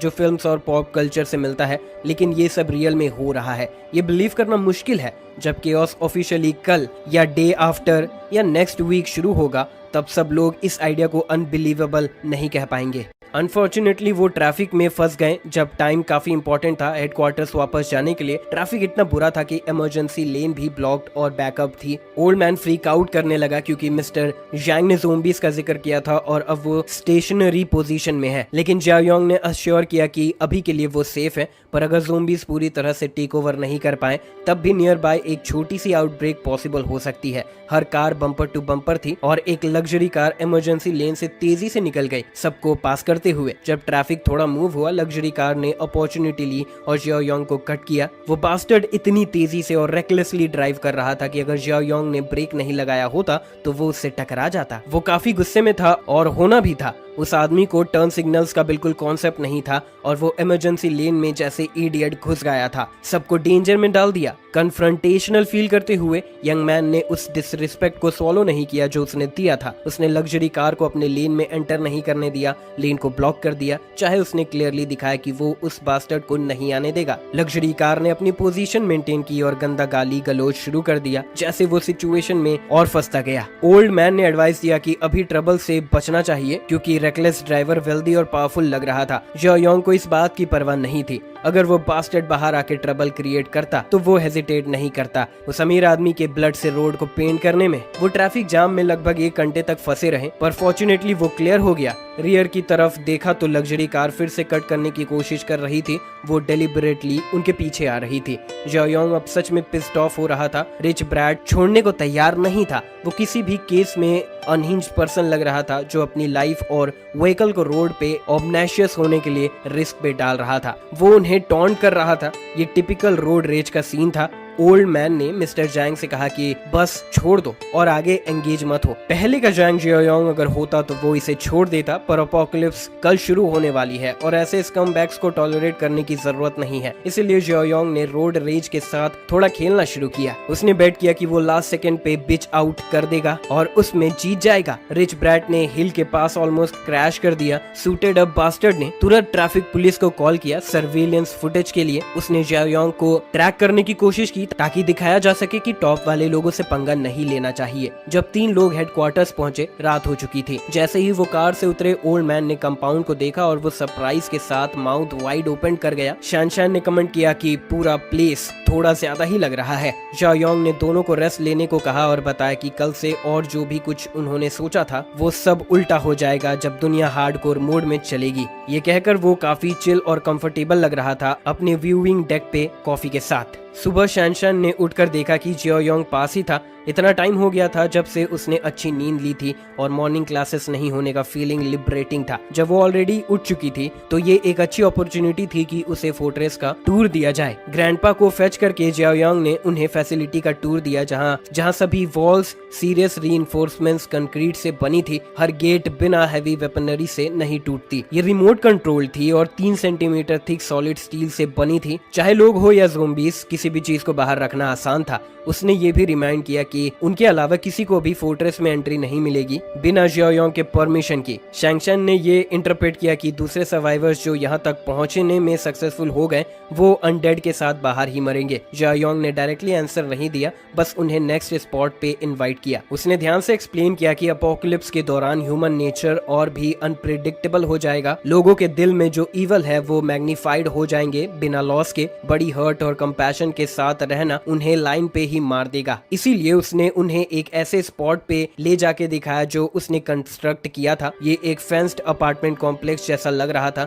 जिसमें कई शिपिंग कंटेनर्स स्कैटर्ड थे। उसने इंस्ट्रक्शन दिया कि अगर वो नहीं होते और सर्वाइवर्स मदद के लिए आते तो उन्हें इस बफर जोन में टेम्पररी शेल्टर दिया जा सकता है। बिना उसकी एक्सप्लिसिट परमिशन के मेन फोर्ट्रेस में एंट्री के लिए बैन अभी भी वैलिड है। ओल्ड मैन ने एग्री किया कि नेक्स्ट स्टॉप टूर पे फूड स्टोरेज होगा। वो ये भी पॉइंट आउट करेगा कि उनकी सप्लाईज प्लेस के कौन से एरियाज का राशन किया जा सकता है। वेयर हाउस में जाके जहां stacks upon stacks of essential supplies थे, ये देखना एक एब्सर्ड साइट लगा। जियोयांग ने उन्हें देखा और उनकी हॉस्टिलिटी स्टेटस चेक करने के लिए माइंड्स आई एक्टिवेट किया। गुड्स दिखाने के बाद फॉर्चुनेटली उनकी हेड्स पे हैप्पी फेसेस थे जो ट्रस्ट का साइन था। तो उसने स्टोरेज रिंग से नेक्स्ट शोकेस कंटिन्यू किया। उसने एक्सप्लेन किया कि अपोकलिप्स में वेपन सबसे इंपॉर्टेंट चीज है और शैनशैन को एक क्रॉसबो और ओल्ड मैन को एक शॉटगन दिया। उसने रिमाइंड किया कि इन वेपन्स को अपने कंट्रोल में रखना जरूरी है, कभी किसी और के हाथ में नहीं जाना चाहिए। वेपन सिक्योरिटी एक कॉमन सेंस है, वरना कियोस हो सकता है। टूर के बीच में जियोयांग ने एक नया सिस्टम टास्क नोटिफिकेशन देखा। ओल्ड मैन और शैनशैन से मिलने के बाद उसे एक और नया मिशन दिया गया, अपने एक पुराने कॉमरेड जैंगची से मिलना। ये नोटिफिकेशन जियोयांग के लिए काफी शॉकिंग थी। व्यूइंग डेक से शहर को देखते हुए उसने एक एरो देखा जो जैंगची के लोकेशन को दिखाता है। वो ऑलरेडी अपने पुराने दोस्तों को ढूंढने का प्लान बना रहा था, तो ये एक अच्छा बोनस था। मिशन पे जाने से पहले उसने ग्रैंडपा और ग्रैंड डॉटर डुओ को रूल्स याद दिलाया और उन्हें वायोलेट ना करने की एडवाइस दी। जब उन्होंने पूछा कि वो कहाँ जा रहा है तो उसने अपनी कार में बैठकर जवाब दिया कि वो अपने टीम को रिक्रूट करने और बिल्डअप करने जा रहा है। जाइंट एरो जो जैंगची के लोकेशन दिखा रहा था एक केटीवी बार को पॉइंट कर रहा था। केटीवी के अंदर एक रूम में ग्रुप ऑफ फ्रेंड्स मजे कर रहे थे, ड्रिंक करते हुए और कैरियोके गाते हुए। सिल्वर हेयर जैंगची ड्रंक होकर रूम से बाहर निकला अपने एक दोस्त के साथ रेस्टरूम जाने। ब्लैडर्स एम्प्टी करने के बाद दोनों ड्रंकली हॉलवे में निकल आए। जैंगची ने एक्सीडेंटली एक लड़की को बम कर दिया। ये लाइट बम था पर लड़की काफी इरिटेटेड लग रही थी। जैंगची ने तुरंत अपोलोजाइज किया पर लड़की के एस्कॉर्ट ने इस बात को अच्छी तरह नहीं लिया। जैंगची को पंक कहकर किक मारा। जैंगची एक नियर बाय वॉल से टकरा गया और गिर गया जो काफी पेनफुल लगा। उसका बडी उसके पास गया देखने के लिए कि वो ठीक है या नहीं,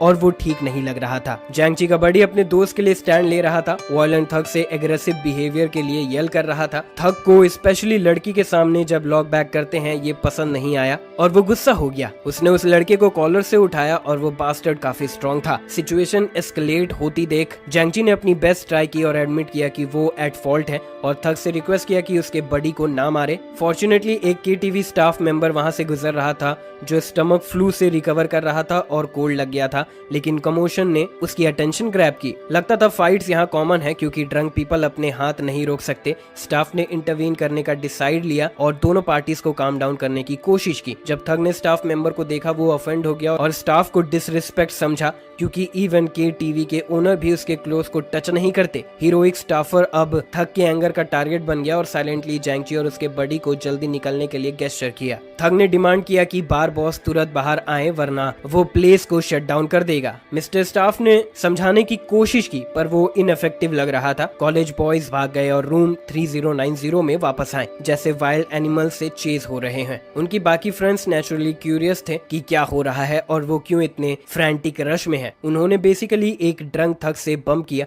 जो उन्हें बैडली बीट करने की धमकी दे रहा था। वो लकी थे कि एक स्टाफ उनकी मदद करने के लिए आ गया था और भागने में वो सक्सेसफुल रहे। एक फ्रेंड ने बोला कि उन्हें फाइट पुट अप करनी चाहिए थी क्योंकि उनकी मैकेनिकल इंजीनियरिंग क्लास कभी भी पीछे नहीं हट सकती। वो दूसरे डिपार्टमेंट के लोगों को बुलाना चाहता था रिटेलिएशन के लिए, लेकिन जैंगजी ने इस आइडिया को रोक दिया क्योंकि टफ एक्ट करना और ट्रबल ढूंढना ग्रेजुएशन के 1 साल से कम टाइम में एक स्टूपिड मूव होता। उन्हें बस सिंगिंग, डांसिंग और सेलिब्रेटिंग करना चाहिए। लेकिन ट्रबल कंटिन्यू रहा ड्रंक थग और उसके ग्रुप के फॉर्म में जो उन्हें रूम 309 तक ढूंढ कर आए। लगता था कि उन्होंने सर्वर को बीट किया था। रूम 3090 ढूंढने के लिए वो लड़के हैरान थे जब अननोन टफ गाइज उनके रूम में चार्ज कर गए। ड्रंक थग ने सर्वर को रैग डॉल की तरह उछाल दिया और जैंगजी और उसके फ्रेंड्स को पॉइंट करते हुए बोला कि सबको पकड़ो। कॉलेज बॉयज ने फियर के साथ रेजिस्ट नहीं किया बल्कि सरेंडर कर दिया। टफ गाय ने तुरंत टॉन्ट किया, थग्स को चैलेंज दिया कि एक फोन कॉल करने दे। विस्की बॉटल उठाकर ड्रंक थग ने टफ गाय को बात करने से रोका, पूरी बॉटल को उसके हेड पे स्मैश कर दिया। टफ गाय चेन चोंग का ब्लड और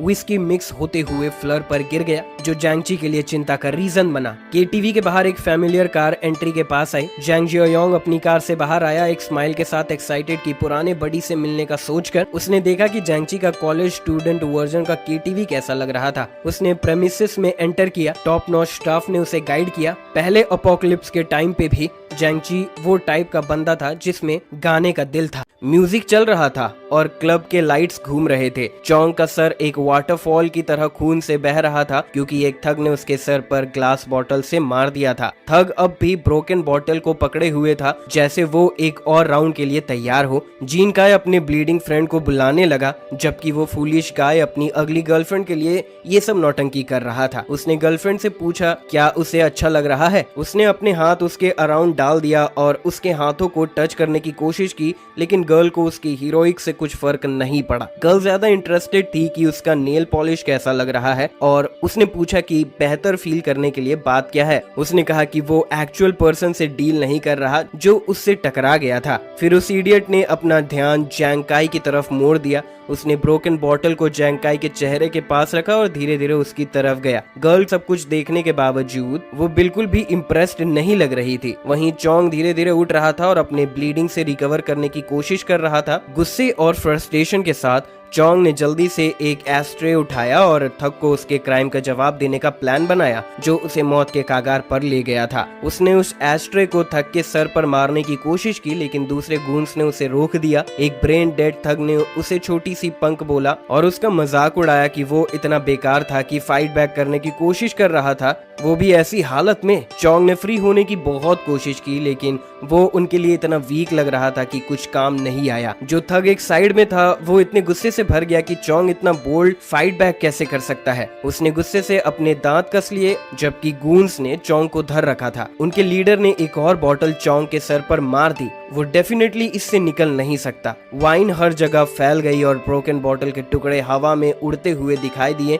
चोंग बेहोश हो गया और जमीन पे गिर गया जैसे एक डूबता हुआ पत्थर। जैंग काई और उसके बाकी दोस्त बिल्कुल शॉक में थे। इस हॉरिफिक इंसिडेंट को देखकर एक दोस्त के चेहरे पर गुस्सा दिखाई दिया जबकि बाकी दो दोस्त अपने फ्रेंड को बुलाने की कोशिश कर रहे थे। अब उनको रोने की कोई जरूरत नहीं थी। उन्होंने अपनी तरफ से बेस्ट कोशिश की थी कि काम और रिस्पेक्टफुल रहे, लेकिन ये सब कुछ बुरा हो गया है। जैंकाई और उसका मोटा दोस्त थक के लीडर की तरफ बढ़े तेजी से उसे 6 फीट अंडर भेजने के लिए, जबकि लास्ट गाय पीछे खड़ा था एक बेसबॉल बैट पकड़े हुए। दूसरी तरफ एक वेटर कॉर्नर में छुपा हुआ था और पथेटिक कावर्ड की तरह कांप रहा था। बैकग्राउंड में थग्स जैंकाई को पंक कह रहे थे और वो फ्यूरियस थे कि वो बैक डाउन नहीं कर रहा। सिचुएशन बहुत आउट ऑफ हैंड हो गई थी और सब पूरी तरह से फाइट के लिए रेडी थे। लाउजी को बोला गया कि एक पर्सन को पकड़ो और एंश्योर करो कि वो फिर कभी ना दिखाई दे। जब सब लोग क्लब में लड़ रहे थे और न्यूसेंस क्रिएट कर रहे थे, वेटर को बहुत डर लग रहा था और वो ग्रोन कर रहा था जैसे उसके बॉडी से कोल्ड स्वेट बह रही थी। उसका बॉडी बहुत कांप रहा था और उसके बैक और फोरहेड से कुछ पर्पल वेन्स निकलती नजर आ रही थी। लग रहा था जैसे वो धीरे धीरे हल की तरह म्यूटेट हो रहा हो। एक ही वक्त पे जैंकाई उन सभी इडियट्स को नकल सैंडविच दे रहा था जो उसे और उसके दोस्तों को परेशान करने की कोशिश कर रहे थे। उसने एक गून पर जोर से पंच किया लेकिन वो गाय इतना क्विक था कि डॉज कर गया और तभी एक और इंसान उसके पीछे से आने लगा। वेटर जो पहले एक जंकी की तरह कांप रहा था अब पूरी तरह से पोजेस्ड लग रहा था और उसके आंखों से खून गिर रहा था। उसकी आंखें बिल्कुल व्हाइट हो गई। वो बहुत स्वेट कर रहा था और एक हंग्री बीस्ट की तरह ड्रूल कर रहा था। उसके दिमाग में बस यही चल रहा था कि वो कितने अच्छे लगेंगे एक बाइट लेने के बाद। उसने एक गंदे बीस्ट की तरह रोर किया और फाइट में शामिल होने के लिए भाग गया। जो चीज उसे म्यूटेट कर रही थी उसने उसे इंसानी स्पीड से दौड़ने पर मजबूर कर दिया, लेकिन शायद इसके साथ उसके दिमाग का भी कुछ बचा हुआ हिस्सा चला गया। अब वेटर एक माइंडलेस ज़ोंबी बन गया था और जल्दी एक थग को पकड़ लिया और उसे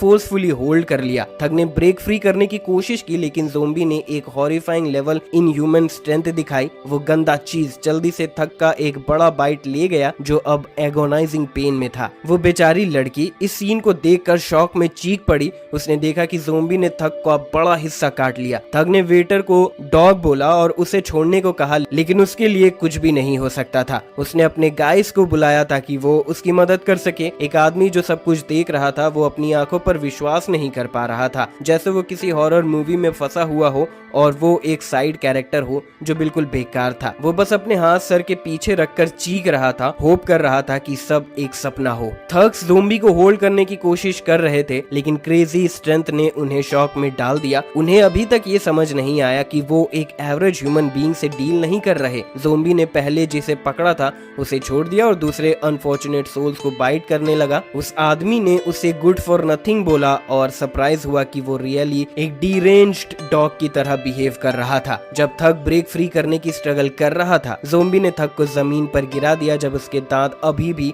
उसके हाथ में घुसे हुए थे। थग को समझ नहीं आ रहा था कि ज़ोंबी की स्ट्रेंथ कितनी इंसेन थी क्योंकि उसका हाथ पूरी तरह से टोर होने वाला था। जैसे स्ट्रगल चल रहा था एक हाथ अचानक से आया और ज़ोंबी के गले को पीछे से पकड़ लिया। जब वो इंसान ज़ोंबी को हवा में उठा रहा था तब हमने देखा कि वो जैंग था जो अपनी फिजिकल एनहांसमेंट्स के साथ ऐसे क्रेजी फीट्स परफॉर्म कर रहा था। रूम में बाकी सब लोग सरप्राइज थे कि वो एक ह्यूमन को इतनी आसानी से कैसे उठा सकता है और वो भी एक हाथ से। जैंग धीरे धीरे ज़ोंबी के गले को स्क्वीज कर रहा था और उसका चेहरा बिल्कुल भी खुश नहीं लग रहा था। उसने ब्लेजिंग एंगर के साथ ज़ोंबी को ग्लास पर स्मैश कर दिया और उसका चेहरा उस वॉल के साथ लगा दिया ताकि शार्ट्स उसे स्लोली कट्स कर सके। फिर उसने बाकी इडियट्स की तरफ देखा जो रूकस क्रिएट कर रहे थे और उसने कहा कि वो सब बंद कर दें। रूम में सब लोग जॉन्ग के क्रेजी स्ट्रेंथ से फ्रीक आउट हो रहे थे। वो आदमी जो ज़ोंबी के लिए स्नैक बना था वो एक्सट्रीमली फ्लाइटेंड लग रहा था। जब उसने जॉन्ग की तरफ देखा उसने बताया कि डीरेंज्ड ज़ोंबी इतना स्ट्रॉन्ग था जैसे एक बुली, लेकिन उसने नहीं समझा कि जॉन्ग एक हाथ से उसे वॉल पे कैसे पिन कर रहा था। ऐसा लग रहा था कि वो अपने आप से दुखी हो रहा था कि वो कितना पिटफुली वीकलिंग था। थग लीडर ने चीख कर जॉन्ग से पूछा कि वो कौन है। बदले में प्रोटैगनिस्ट को उनकी मिजरेबल लाइफ बचाने के लिए थैंक यू कहने के बजाय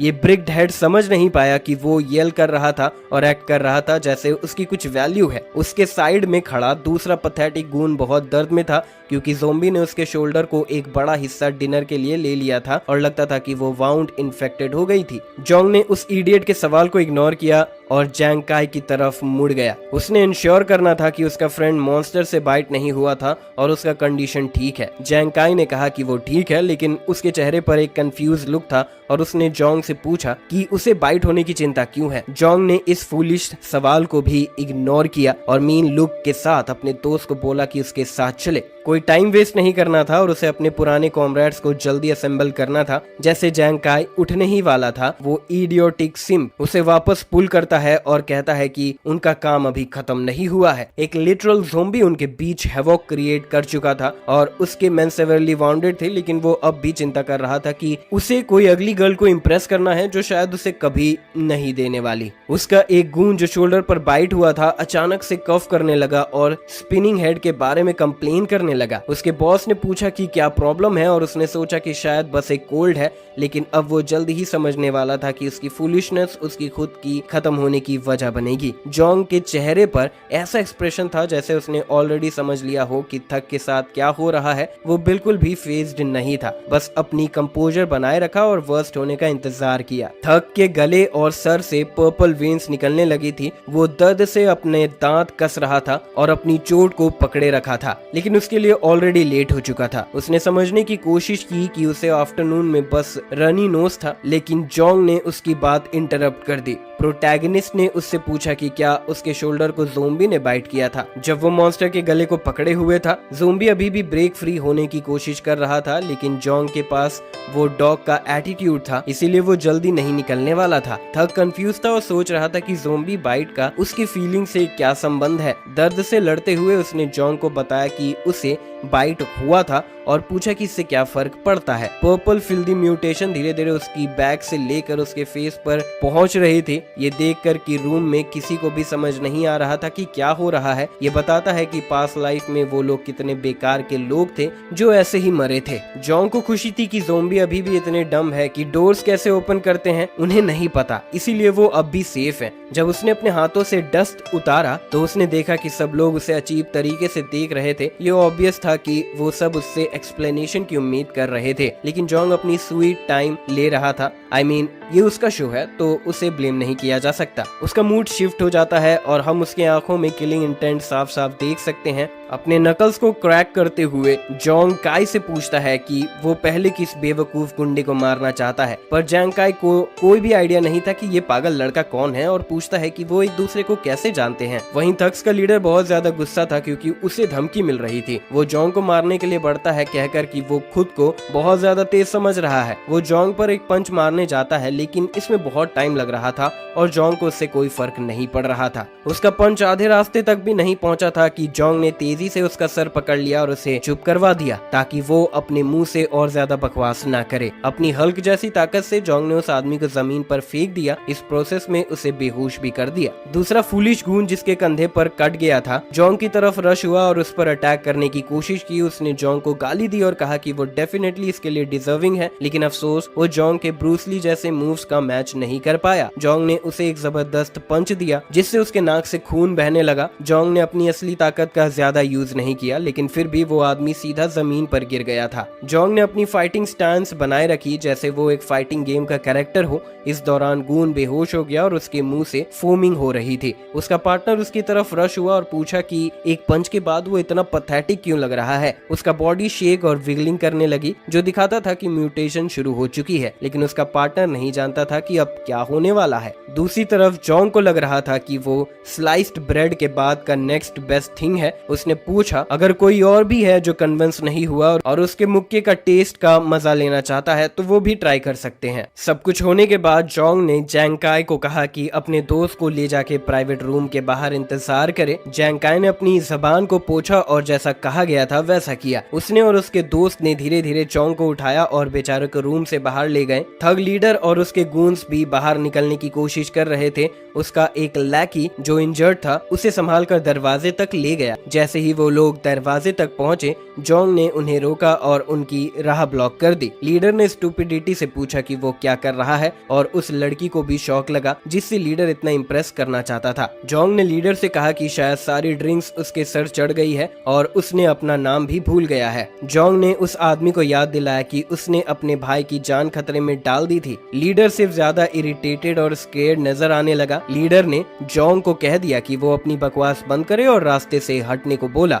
जोंग को लीडर की एरोगेंस से परेशानी हो गई थी और उसने लीडर को पीछे धकेल दिया। उसकी आंखों में ब्लैंक एक्सप्रेशन था, जैसे वो फेरल मोड में चला गया हो। लीडर ने जोंग को गाली दी और कहा कि अब उसका काम खत्म हो जाएगा। लगता है ड्रिंक ने उसके दिमाग को क्लॉक कर दिया था, क्योंकि वो जल्दी से भूल गया कि जोंग एक हाथ से किसी को उनके गले से पकड़कर उठा सकता है। लीडर उठने ही वाला था कि जोंग ने तेजी से रूम छोड़ा और दरवाजा लॉक कर दिया। लीडर ने दरवाजा खोलने की डिमांड की, कह रहा था कि वो जोंग को जिंदा नहीं छोड़ेगा। उसे ये नहीं पता था कि उससे ज्यादा खतरनाक और गंदा अपोनेंट उसका सामना करने वाला है। जिस गून को पहले शोल्डर पर काटा गया था वो पूरी तरह से म्यूटेशन से घिरा हुआ था। उसकी आंखें लाल थी और उसकी सेंसेस खत्म हो गई थी। तुम उसकी आंखों में उसकी पहचान ढूंढ सकते थे, लेकिन उसमें कोई भी इंसानियत नहीं थी। म्यूटेटेड थग ने एक फेरल रोर किया और सबसे नजदीक के इंसान को शिकार बनाने के लिए देखने लगा। उसके दूसरे कॉम्रेड्स उसे कंट्रोल नहीं कर पाए और कंफ्यूजन में थे कि वो इतना फेरल क्यों बिहेव कर रहा है। उन्होंने उसका नाम पुकारा और पूछा कि वो क्या कर रहा है, लेकिन वो इतने अंधे थे कि उन्हें ये नहीं दिखाई दिया कि वो भूखा है और नेक्स्ट बेस्ट मीट के लिए तलाश में है। जोंग दरवाजे के दूसरी तरफ खड़ा था। उसकी नजर में एक घमीन चेहरा था।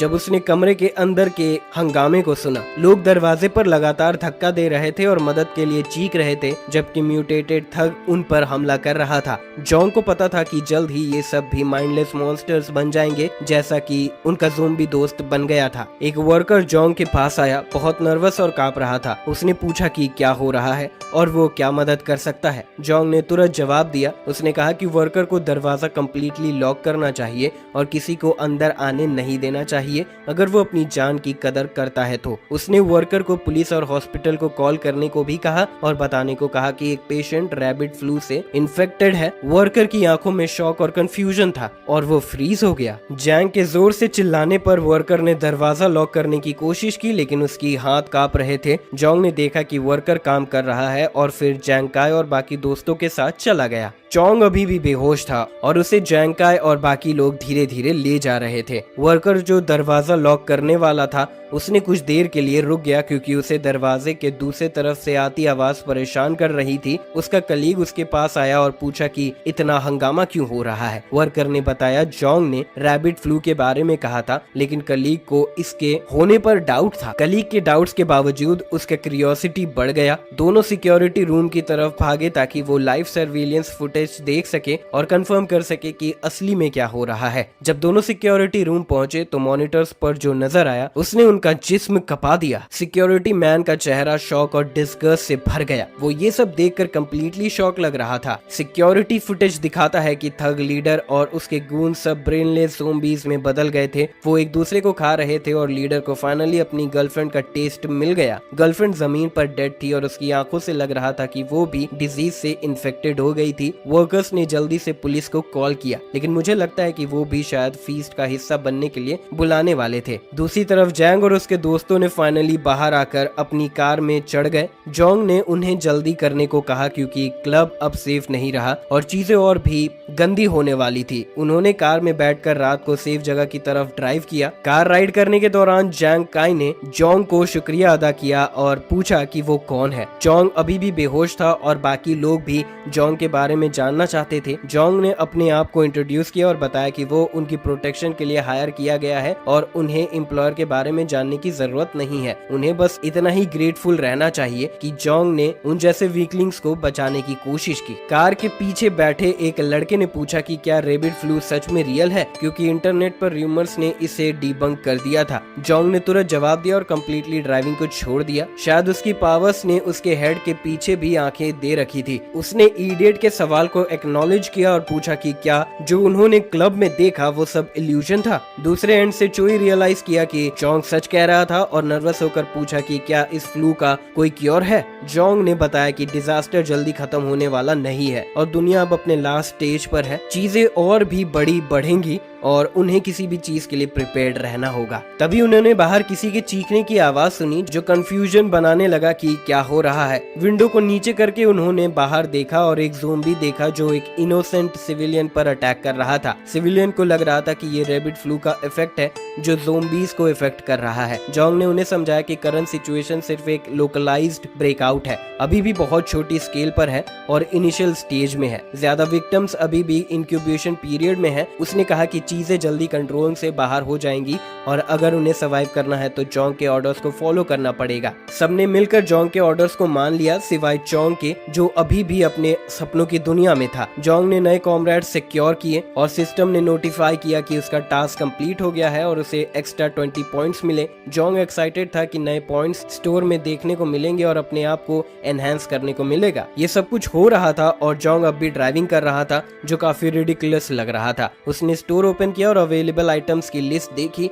उसने देखा कि पोस्ट अपोकलिप्टिक कल्टीवेटर बॉक्स अभी भी अवेलेबल था। उसने डिसाइड किया कि उसे खरीदना है या स्टोर रिफ्रेश करना है। उसने सभी बॉक्सेस खरीदने का डिसाइड किया क्योंकि सब बॉक्सेस उसके लिए यूजफुल लगेंगे। जब वो अपने फोर्ट्रेस पे वापस आया तो उसने नए कॉमरेड्स को देखा और सोचा कि उनका ट्रस्ट जीतना एक सीरियस इशू होगा। जैंकाई और बाकी लोग उनके विंडो से बाहर देख रहे थे। जो कुछ भी उन्होंने अब तक एक्सपीरियंस किया उसका सेंस बनाने की कोशिश कर रहे थे। एक फ्लैशबैक सीन में जैंकाई को एक विम्प की तरह रोते हुए और किसी को ब्लेम करते हुए देखा जाता है, जिसे उसने एक भाई की तरह ट्रीट किया था। जोंग एक्सप्लेन करता है कि उसके पास लाइफ में जैंकाई का पूरा डॉम ज़ोंबी के द्वारा मर गया था क्योंकि एक भाई ने उनको धोखा दिया था। जोंग अभी भी कल्प्रिट को आइडेंटिफाई करने की कोशिश कर रहा था ताकि वो पहले ही एक्शन ले सके। बाद में एक अपार्टमेंट में एक पुरानी क्रेजी विच दिखाई जाती है जो फोन पर किसी से बात कर रही है। वो किसी फूल को अपने लुक से चार्म किया हुआ लगता है। उसने पूछा कि जो सप्लाईज उन्होंने मेंशन किया था वो कब डिलीवर होंगे और कहा कि वो मार्केट नहीं जा सकती क्योंकि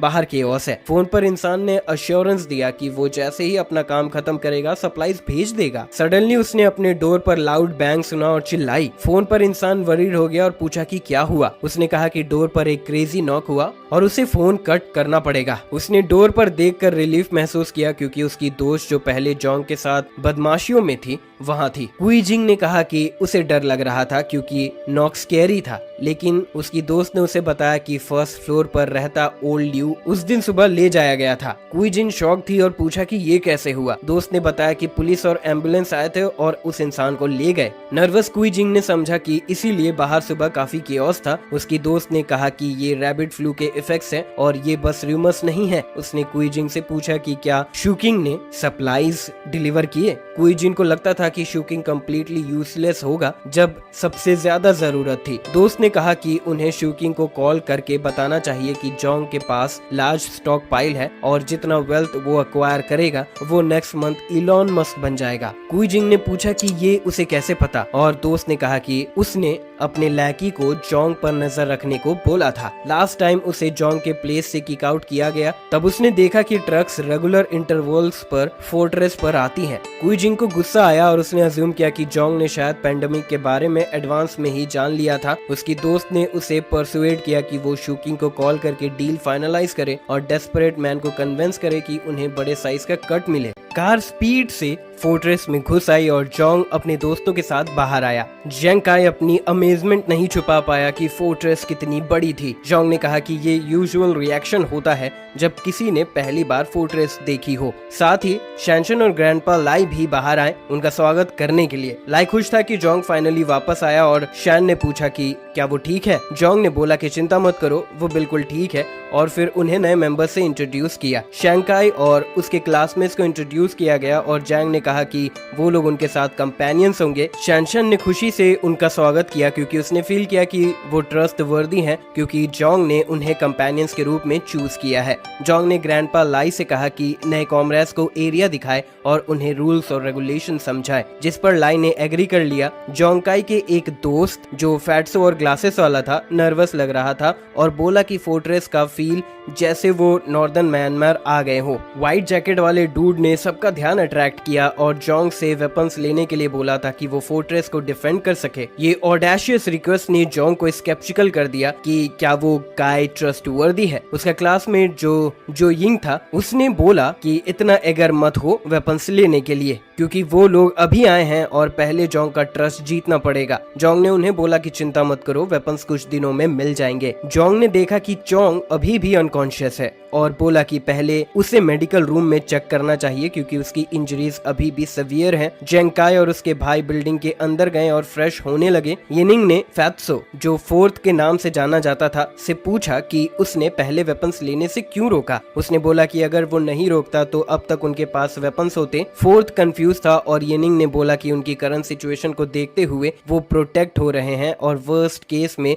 हाउस अरेस्ट में है। फोर्थ को ये सुनकर अच्छा नहीं लगा और बोला कि ऐसे मत बोलो क्योंकि जोंग ने उन्हें बचा लिया है। फिर भी येनिंग को उनकी कंडीशन से ठीक से कोई सेटिस्फैक्शन नहीं थी। उसने जैंग काई से उसकी बैकग्राउंड के बारे में पूछा, जिसके जवाब में जैंग काई ने याद दिलाया कि जोंग ने कहा था कि किसी ने उसे हायर किया था उन्हें प्रोटेक्ट करने के लिए। येनिंग अब भी डिस्प्लीज था और जानना चाहता था कि कौन जोंग को हायर कर सकता है और कहा कि शायद जोंग सच नहीं बता रहा। उसने ये भी कहा कि चोंग को इस तरह ट्रीट किया जा रहा है जबकि चोंग की इंजरीज मेडिकल रूम में मॉनिटर की जा रही है। येनिंग ने कहा कि वो रूम एक प्रिजन से ज्यादा सिक्योर है और उसे लगता है कि जोंग वहां चोंग के ऑर्गन्स हार्वेस्ट करने का प्लान कर रहा है। उसने अपने भाइयों को कहा कि पहले स्ट्राइक करना पड़ेगा। फोर्थ ने येनिंग से रीजनिंग करने की कोशिश की, पूछकर कि अगर वो जोंग के बारे में गलत निकले तो क्या वो अपने सेवियर को धोखा देने जैसा नहीं होगा। येनिंग ने जवाब दिया कि वो दुनिया को धोखा देना पसंद करेगा लेकिन दुनिया उसे धोखा ना दे। अगर जोंग जो कह रहा है वो सच है तो उसका प्लान फोर्ट्रेस को कंट्रोल करने का है। येनिंग अपने दिमाग में इतना दूर जा चुका था कि वापस आना मुश्किल था। उसके चेहरे पर एक सिनिस्टर एक्सप्रेशन था जब उसने कहा कि उसके अलावा और जोंग के अलावा फोर्ट्रेस में सिर्फ ग्रैंडपा लाई और शैनशन है। अगर जोंग कहीं दूर होता तो उसने प्लान बनाया था कि शैनशन और उसके ग्रैंडफादर को कैप्चर कर सके। उसने ये भी कहा कि शैनशन क्यूट है और सजेस्ट किया कि उसके साथ थोड़ा फन कर सकते हैं। जैंग काई और फोर्थ को इसके शब्दों पर विश्वास नहीं हो रहा था और वो बस नर्वस के साथ उसकी तरफ देख रहे थे। कुछ कहने के लिए कुछ मिल नहीं रहा था। येनिन ने अपने सिनिस्टर प्लान्स को लाइटन करते हुए बोला कि रिलैक्स हो जा। वो बस उनके साथ खेल रहा था। उसने कहा कि इसे सीरियसली मत लो लेकिन अगर तुमने लिया तो अच्छा होगा। जैंग काई को रिलीफ मिला ये सुनकर कि वो बस मजाक कर रहा था और उसने येनिंग को बोला कि उसे ऐसे नहीं डराओ, अपोकलिप्स तो अभी शुरू भी नहीं हुआ है और वो लॉलेस डीड्स के बारे में सोच रहा है। फोर्थ ने भी कहा कि अगर जोंग वाकई में उनके ऑर्गन्स हार्वेस्ट करना चाहता है तो अब तक उन्हें लॉक कर चुका होता, खासकर जब उसके पास गन्स है। जब जैंग काई और फोर्थ रूम से चले गए, येनिंग ने अपने आप से कहा कि वो लोग प्लॉटिंग के लायक नहीं है। उसने कहा कि केओटिक टाइम्स में रूथलेस होना पड़ता है और जब वो सक्सीड होगा तो वो लोग उसके लैकीज बन जाएंगे। वहीं वेयर हाउस में ग्रैंडपा लाई और शनशन जोंग के पास आए। लाई ने बताया कि जैंग काई और बाकी लोग सेटल हो गए हैं और चोंग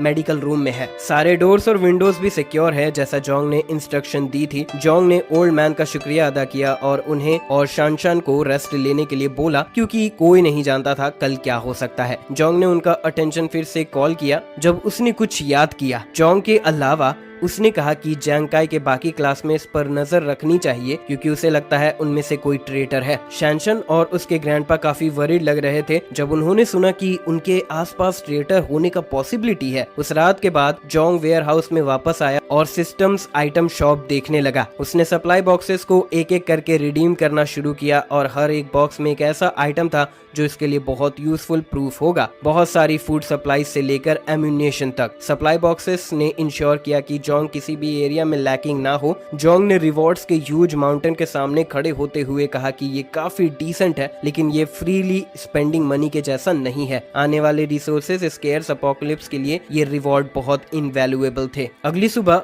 कुछ फ्लैशी कार्स और ट्रक्स जोंग के फोर्ट्रेस के पास आए। एक सूट पहने वाला आदमी और उसके गूंस कार से बाहर आए और उनके हाथ में वेपन्स थे। आदमी फोन पर किसी से बात कर रहा था और कंफर्म करना चाहता था कि क्या वो सही एड्रेस पर है। कंफर्म करने के बाद उसने कहा कि जब वो वापस आएगा तब वो साथ में खाना खाएंगे। जैसे ही आदमी ने गूंस को डोर तोड़ने के लिए ऑर्डर दिया, ये पता चला कि वो क्रेजी ड्राइवर है जिसका पहले जोंग के साथ थोड़ा रोड रेज फाइट हुआ था। गूंस गेट पर हैमरिंग शुरू करते हैं लेकिन उनकी कोशिशें बिल्कुल फ्यूटाइल थी। एक गून ने आदमी को बोला कि गेट शायद 1 इंच थिक है और उनके पास जो वेपन्स है उनसे वो नहीं तोड़ सकते। आदमी गुस्से से बाहर आया और पूछा कि ऐसे थिक डोर को नॉर्मल हाउस में कौन यूज करता है। उसने अपने लोगों को बिग गन्स कार से निकालने का ऑर्डर दिया। उन्होंने धीरे धीरे कैरेट्स को अनलोड करना शुरू किया जो मोलोटोव कॉकटेल से भरे हुए थे। गूंस ने एक्सप्लोजिव्स को इग्नाइट किया और गेट पर थ्रो करना शुरू किया। आग बरसी और जोंग के फोर्ट्रेस के हर कोने में फैल गई। कुछ ही सेकेंड्स में जगह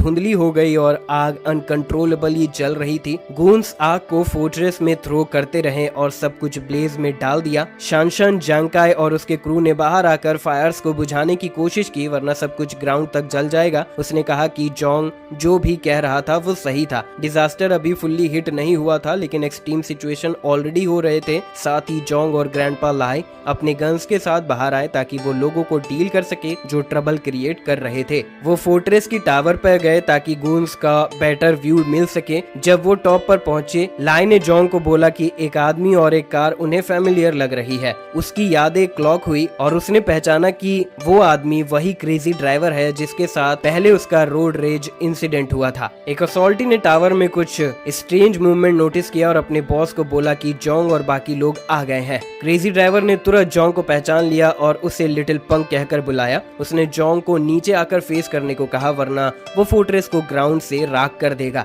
लेकिन जोंग ने इडियट को बोला कि उसके पास 5 मिनट है अपने लैकी के साथ चले जाने के लिए, वरना अच्छा नहीं होगा। वो सब के सब गुस्से से भर गए। उन्होंने जोंग को लिटिल ब्राट कहा और पूछा कि क्या वो जानता है उनका बॉस कौन है। उन्हें बोला गया कि वक्त बर्बाद करना बंद करो और बाकी के 2 क्रेट्स ऑफ मोलोटोव्स को बाहर निकाल आओ। तभी जोंग को सिस्टम से एक नया टास्क मिला। सिस्टम ने क्रेजी ड्राइवर और उसके गूंस को फोर्ट्रेस के लिए थ्रेट डिक्लेयर किया और जोंग को उन्हें जल्दी से एलिमिनेट करने को बोला। ग्रैंडपा लाई ने जोंग से पूछा कि अगला प्लान क्या है और क्या वार्निंग शॉट फायर करना चाहिए। जोंग ने वार्निंग शॉट्स के आइडिया को जोक समझा और उसने गाइस को कंप्लीट गैंगस्टर कहा और बोला कि ऑर्डर पूरी तरह से तोड़ा नहीं गया है, लेकिन वो ऑलरेडी क्राइम कमिट कर रहे थे। उन्हें ये भी फर्क नहीं पड़ रहा था कि अगर किसी को एक्चुअली बर्न टू डेथ हो जाता। जैसे ही उसने अपनी राइफल फायर करने के लिए तैयार की, उसने लाई को बोला कि अपोकलिप्स के दौरान इन लोगों को जिंदा छोड़ने से सिर्फ इनोसेंट लोग और ज्यादा नुकसान उठाएंगे और खुद को भी डेंजर में डालेंगे। उसके बाद जोंग ने उन पर ओपन फायर किया।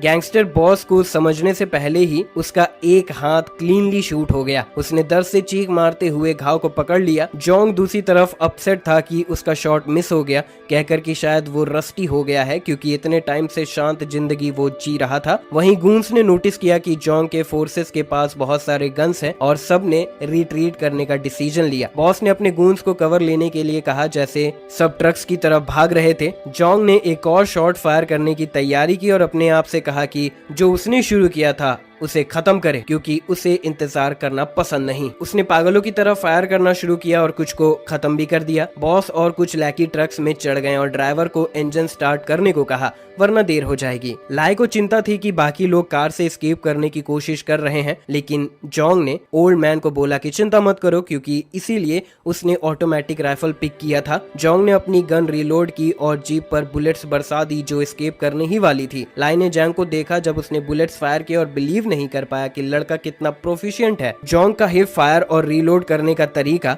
इतना स्मूथ था जो उसने पहले कभी नहीं देखा था। इसने उसे ये सोचने पर मजबूर कर दिया कि जॉन असल में कौन है। उनकी चीखों की आवाज सुनाई दे रही थी जब बुलेट्स उनके बॉडी को छांट रही थी, लेकिन कोई भी उनसे बच नहीं सकता था। जब जोंग का काम खत्म हुआ, फोर्ट्रेस के फ्रंट पर डेड बॉडीज भर गई थी और कार्स धुएं में हो गई थी।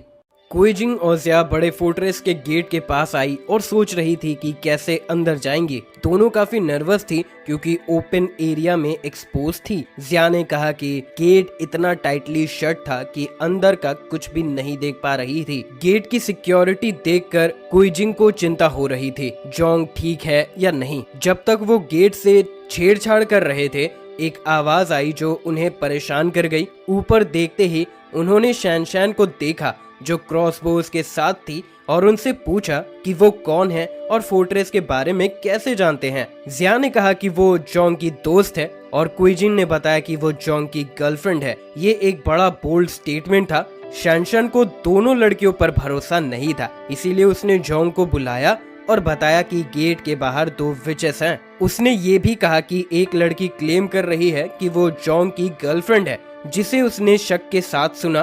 कुइजिंग को गुस्सा आया और उसे लगा कि जोंग का एटीट्यूड तब बदल गया जब उसने एक नई गर्लफ्रेंड पाई जो वो शैनशैन को समझ रही थी। ज़िया ने उसे शांत होने को कहा और डिस्प्लेजर ना दिखाने को कहा, क्योंकि अभी भी उन्हें इम्पोर्टेंट मैटर्स हैंडल करने थे। उसने पूछा कि क्या ली शू किंग एम्बुश हैंडल कर पाएगा। कंसिडरिंग कि शैनशन के पास क्रॉस बोज है। कुई जिंग ने अपनी दोस्त को बताया कि ली शूकिंग हैंडल कर लेगा क्योंकि उसके पास कुछ पिस्टल्स हैं। उसने पूरा विश्वास दिखाया कि गेट खुलते ही वो जोंग को हैंडल कर लेगा, लेकिन उसकी शक्ल से ये भी जाहिर हो रहा था कि उसे बहुत गुस्सा आया था कि जोंग के साथ एक और लड़की है। जोंग फाइनली टावर के ऊपर से निकल कर आया और लड़कियों से पूछा कि वो उसके फोर्ट्रेस में क्या कर रही हैं। उसकी नफरत उनकी मौजूदगी से साफ थी। जोंग ने जल्दी से अपनी माइंड्स आई एबिलिटी एक्टिवेट की ताकि ये जान सके कि वो सच में दोस्त हैं या दुश्मन। जिया ने कहा कि वो दोस्त हैं और पूछा कि क्या उसका हालचाल चेक करना गलत है। उसने इनोसेंट लड़की की तरह दिखाने की कोशिश की और बोला कि चीजें काफी केओटिक थी और उसकी फिक्र कर रही थी। जिया ने जोंग से पूछा कि क्या वो उनकी परवाह नहीं करता, लेकिन जोंग की एबिलिटी ने पहले ही बता दिया था कि वो दोनों उसको नुकसान पहुंचाने की प्लानिंग कर रहे हैं। जोंग ने बिना किसी हेजिटेशन के उनका ब्लफ कॉल किया और उनकी फिक्र करने के आइडिया पर हंस दिया। उसे शक था कि ली शूकिंग शायद आसपास ही होगा और उसने लड़कियों से पूछा कि उसने कितने लोग लाए हैं और उनके पास कौन से वेपन्स हैं। जिया और कुईजिंग बिल्कुल स्पीचलेस थी। उन्हें अपनी डिफेंस की भी सोच नहीं आ रही थी और उन्होंने सोचा कि जोंग को उनके प्लान्स के बारे में कैसे पता चल गया।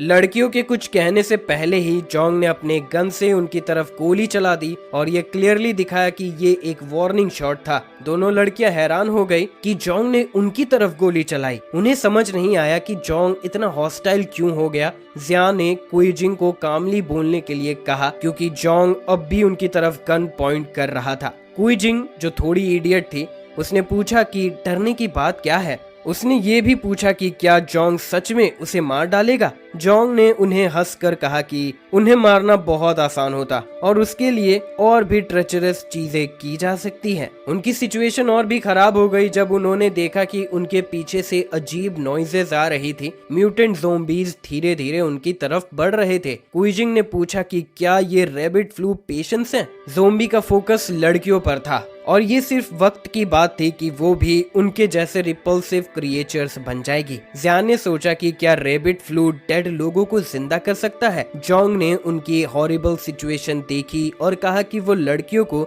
ज़ोंबीज के हाथों मरने देने वाला है। माइंडलेस ज़ोंबीज ने गुस्से से चीख पुकार की और लड़कियों की तरफ रश किया। जैसे ही ज़ोंबी ने जिया और कुईजिंग को टैकल करने के लिए डाइव किया, लड़कियां बच गई और अपनी जान बचाने के लिए दौड़ गई।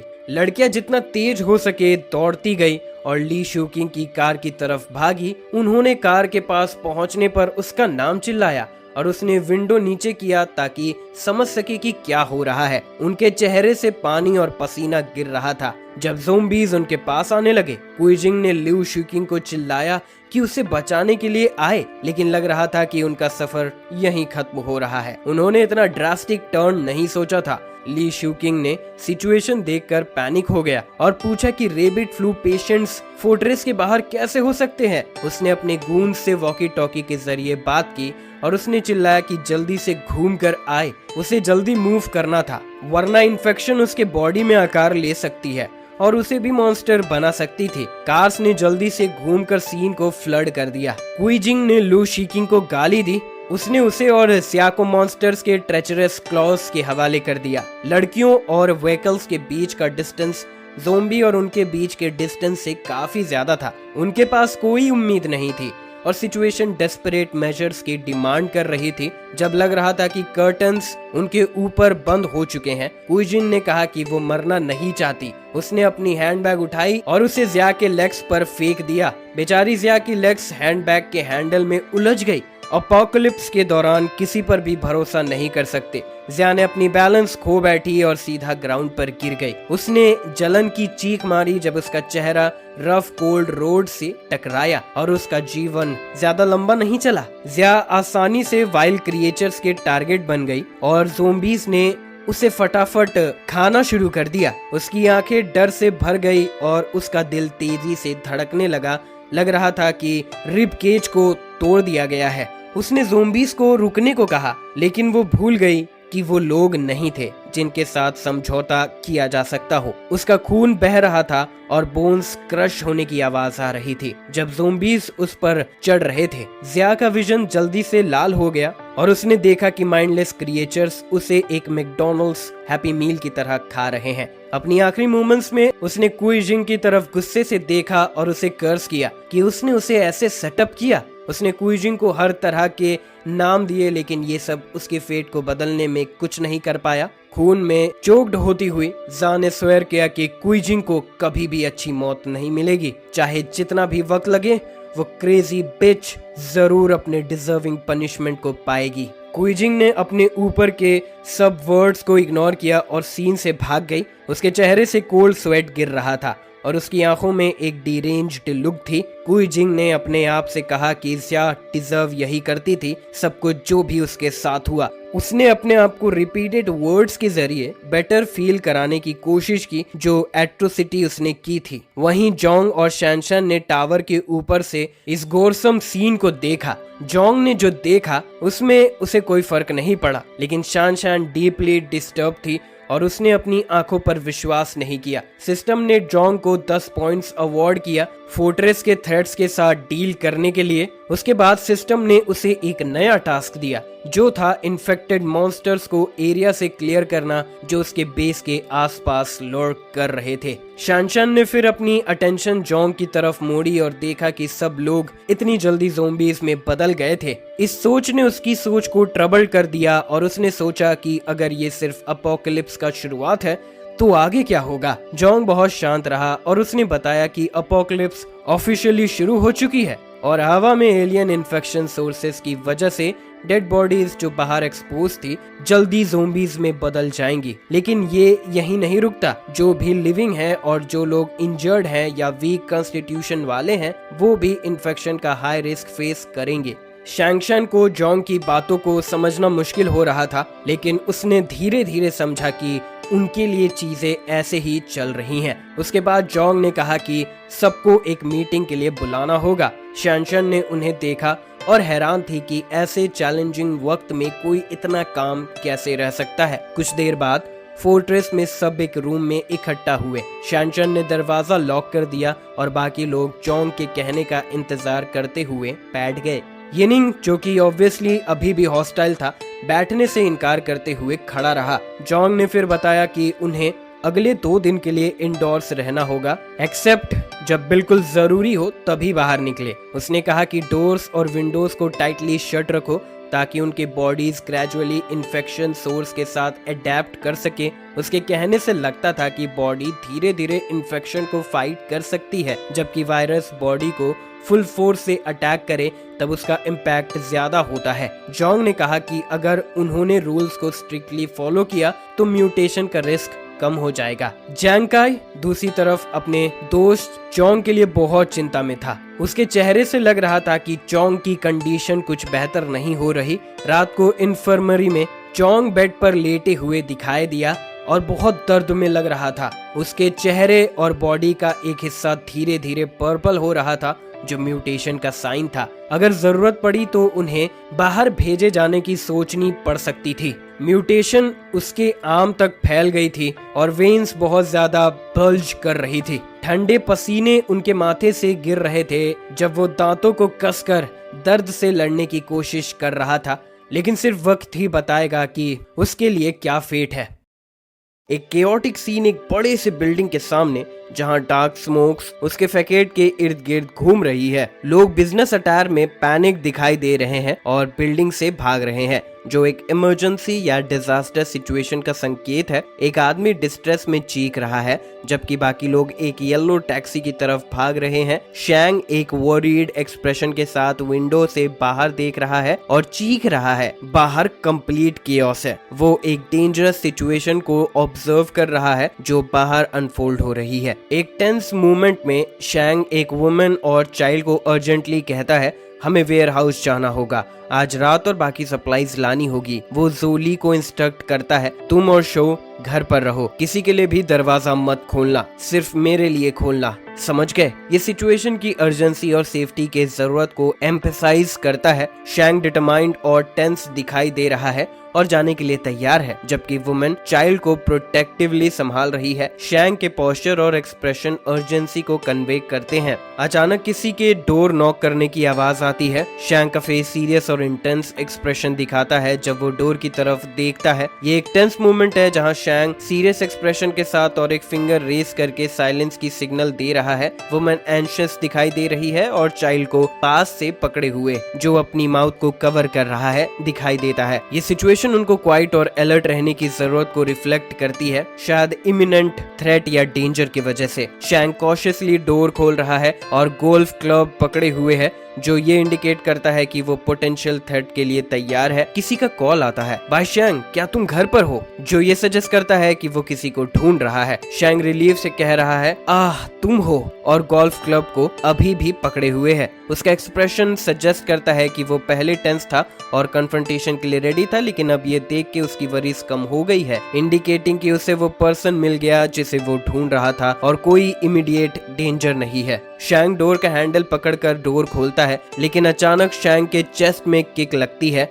जिससे वो पीछे गिर जाता है और दर्द से चीख पड़ता है। शॉक और एंगर में वो शाउट करता है। शैंग एक ग्रुप ऑफ इंडिविजुअल्स के द्वारा रिस्ट्रेन्ड और अटैक किया जा रहा था। वो ग्रुप के साथ स्ट्रगल करता है जब और लोग उसकी तरफ रश करते हैं, जो एक कोऑर्डिनेटेड असॉल्ट करते हैं। शैंग को एक अटैकर द्वारा फोर्सफुली पिन डाउन किया गया है और वो उनकी ग्रिप के अगेंस्ट स्ट्रगल कर रहा है। यांग सूट्स में ड्रेस्ड है और शैंग पर स्टर्न एक्सप्रेशन के साथ नजर डाल रहा है, जो उनकी कंट्रोल और डोमिनेंस को एम्फेसाइज करता है। शैंग शॉक और बिट्रेयल के स्टेट में चीख पड़ता है, ये तुम क्या कर रहे हो, मैंने तुम्हारे साथ इतना अच्छा किया। उसका एक्सप्रेशन डिसबिलीफ और हर्ट को दिखाता है, जो बिट्रे होने का इमोशन इम्पैक्ट को एम्फसाइज करता है। यांग ताओ मॉकिंगली स्माइल के साथ जवाब देता है, फिर से कहो, तुमने मुझे अच्छा ट्रीट किया, तुम्हारे नजर में मैं बस एक लैकी हूँ। उसकी डेफिनेट पोस्चर और वर्ड्स उसकी रिजेंटमेंट और बिटरनेस को रिवील करते हैं।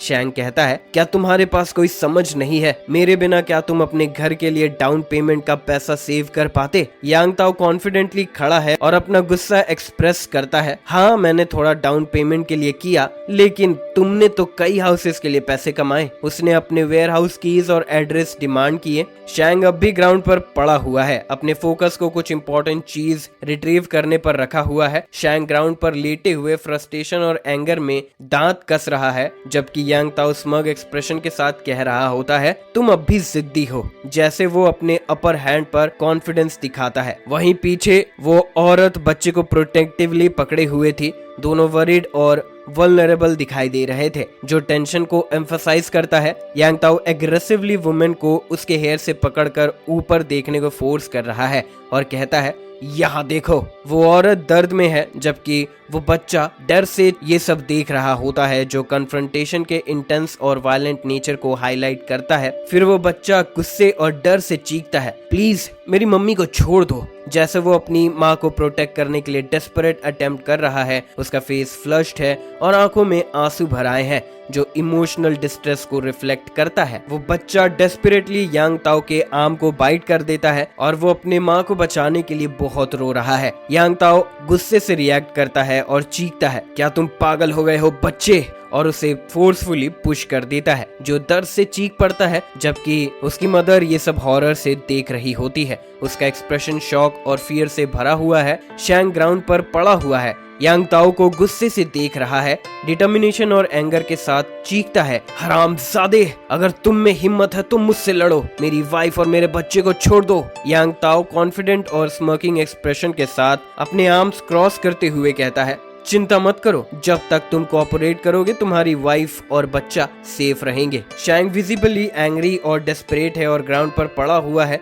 यांग ताओ का कमांड है, अब हमें तुम्हारे वेयर हाउस ले चलो। इस दौरान यांग ताओ और उसका ग्रुप कॉन्फिडेंटली डोरवे में खड़ा है। यांग ताओ सेंटर में है, डोमिनेंस और कंट्रोल का सेंस एक्सक्यूड करते हुए। यांग ताओ कुछ बचे हुए बॉक्सेस को इंस्पेक्ट कर रहा है और सवाल करता है, क्या बस इतने ही बचे हैं? शैंग उसके साथ है और डिफेंसिवली रिस्पॉन्ड करता है, क्या तुमने वो बड़े क्लाइंट्स नहीं ढूंढे? सब कुछ सेल ऑफ हो गया है और जो नियर टू एक्सपायरी और एक्सपायर्ड फूड थे वो भी लगभग खत्म है। यांग ताओ थॉटफुल एक्सप्रेशन के साथ अपनी चिन को टच करता है। यांग ताओ कनिंग और एम्बिशन एक्सप्रेशन के साथ एक बोल्ड और मिस्टीरियस प्लान को रिफ्लेक्ट करता है। जियाओयोंग के रिसोर्सेस को कैपिटलाइज करने के लिए शैंग एडवाइस करता है कि वो उससे दूर रहे, क्योंकि जब वो गुड्स डिलीवर कर रहा था उसने देखा था कि यांग ताओ के पास गन थी। उसका सीरियस एक्सप्रेशन और फॉरवर्ड ब्रो डेंजर को इंडिकेट करते हैं जो वो प्रिसाइज कर रहा है, और उसके पीछे के लोग उसे ध्यान से सुन रहे हैं। शैंग कहता है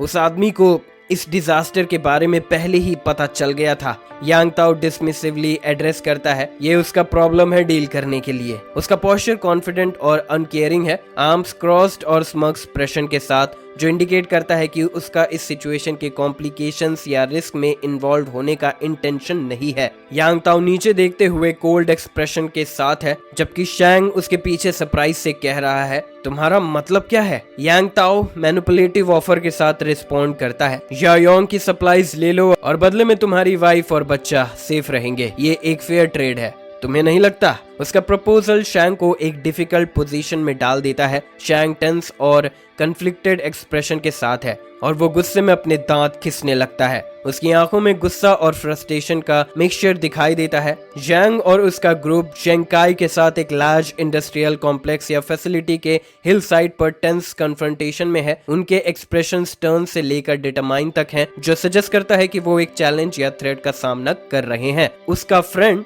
जो फोरग्राउंड में है पीछे से देखा जाता है और एग्रेसिव वॉइस के साथ एक्सट्रीम डिस्ट्रेस या एंगर में चीख रहा है। वो रिस्ट्रेन्ड या स्ट्रैप्ड है एक चेयर पर और उसका बॉडी टेंस है, वेन्स बल्जिंग है और माउथ वाइड ओपन है एक फियर्स एक्सप्रेशन के साथ, जो दर्द या रेजिस्टेंस को सपोर्ट सजेस्ट करता है। फोरग्राउंड में फैत्सो टेंस और सीरियस दिखाई दे रहा है और रोता है, जबकि पीछे एक पर्सन वरीड दिखाई दे रहा है और एक और अपना फेस शील्ड कर रहा है, जो डिस्कम्फर्ट या डिस्ट्रेस को इंडिकेट करता है नॉइस की वजह से। चेंकाई का फ्रेंड सीरियस और डिटरमाइंड एक्सप्रेशन के साथ पसीने के साथ कमांड कर रहा है इसे मार दो।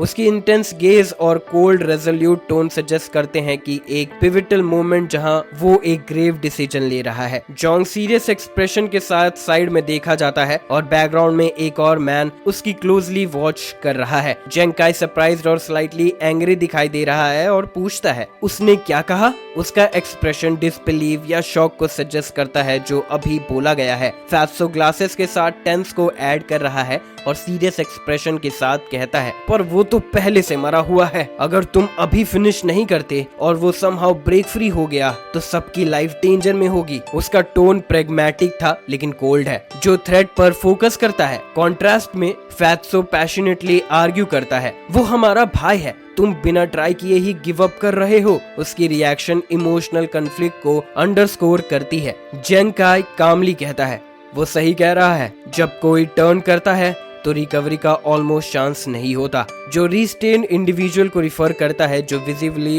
डिस्ट्रेस या ट्रांसफॉर्मेशन में है। फैत्सो ट्रबल्ड और हेजिटेंट दिखाई दे रहा है और एक शीथेड नाइफ के हिल को ग्रिप किया हुआ है जो ड्रॉ करने के लिए पॉइजन्ड है। कॉन्फिडेंट ग्रिप और ब्लेड का स्लाइट शाइन इमिनेंट एक्शन को सजेस्ट करता है। जोंग एक और नाइफ को एक और इंडिविजुअल को हैंड ओवर करता है और काम बट फर्म टोन में इंस्ट्रक्ट करता है ये यूज करो। वो लड़का नर्वसली रिस्पॉन्ड करता है तुम्हारा मतलब क्या है। उसका वाइड आई एक्सप्रेशन और हेजिटेंट पोस्चर शॉक और रिलक्टेंस को इंडिकेट करता है। जोंग काम यट सीरियस एक्सप्रेशन के साथ कमांड करता है उसे खत्म कर दो। उसका गेज स्टीडी और हेजिटेशन नहीं दिखाता, जो डिफिकल्ट डिसीजन लेने के रिजॉल्व को इंडिकेट करता है। बैकग्राउंड में रिस्ट्रेन्ड इंडिविजुअल डिस्ट्रेस में है, जो सिचुएशन के ग्रेविटी को और इंटेंसिफाई करता है। वो लड़का कन्फ्लिक्टेड और टेंस एक्सप्रेशन के साथ नाइफ को क्लोज पकड़े हुए है और एक्ट करने में हेजिटेट कर रहा है। पसीना उसके फेस पर से गिर रहा है और फेस पर एक ग्रिम लुक है जो इंटरनल स्ट्रगल और फियर को रिफ्लेक्ट करता है। जोंग अपने कंपेनियन से कहता है तुम्हें हमेशा वेपन चाहिए थे है ना, अब ये वेपन लो और उसे उसकी मिजरी से बाहर निकालो। उसका इंटेंस गेज और कमांडिंग टोन एम्फसाइज करता है कि उसकी इंसिस्टेंस को, जैसे वो उस आदमी को डिसीजिव एक्शन लेने के लिए पुश करता है। वो आदमी अनसर्टेन और डिस्ट्रेस दिखाई दे रहा है, फेस पर बीड ऑफ स्वेट के साथ। जोंग नाइफ को अर्जेंसी और फोर्स के साथ एक्सटेंड करता है। जेंग काई स्वॉर्ड को हिल्ड के साथ पकड़े हुए है, सीरियस और डिटरमाइंड दिखाई दे रहा है, जबकि दूसरे लोग कन्फ्लिक्टेड और एंशियस लग रहे हैं। जेंग काई नाइफ को टाइटली ग्रिप अप करता है और रेजोल्यूट एक्सप्रेशन के साथ कहता है, मैं ये करूंगा। उसका डिटरमाइंड लुक और फर्म स्टांस इंडिकेट करता है कि उसने अपना डिसीजन ले लिया है और डिफिकल्ट टास्क को लेने के लिए तैयार है।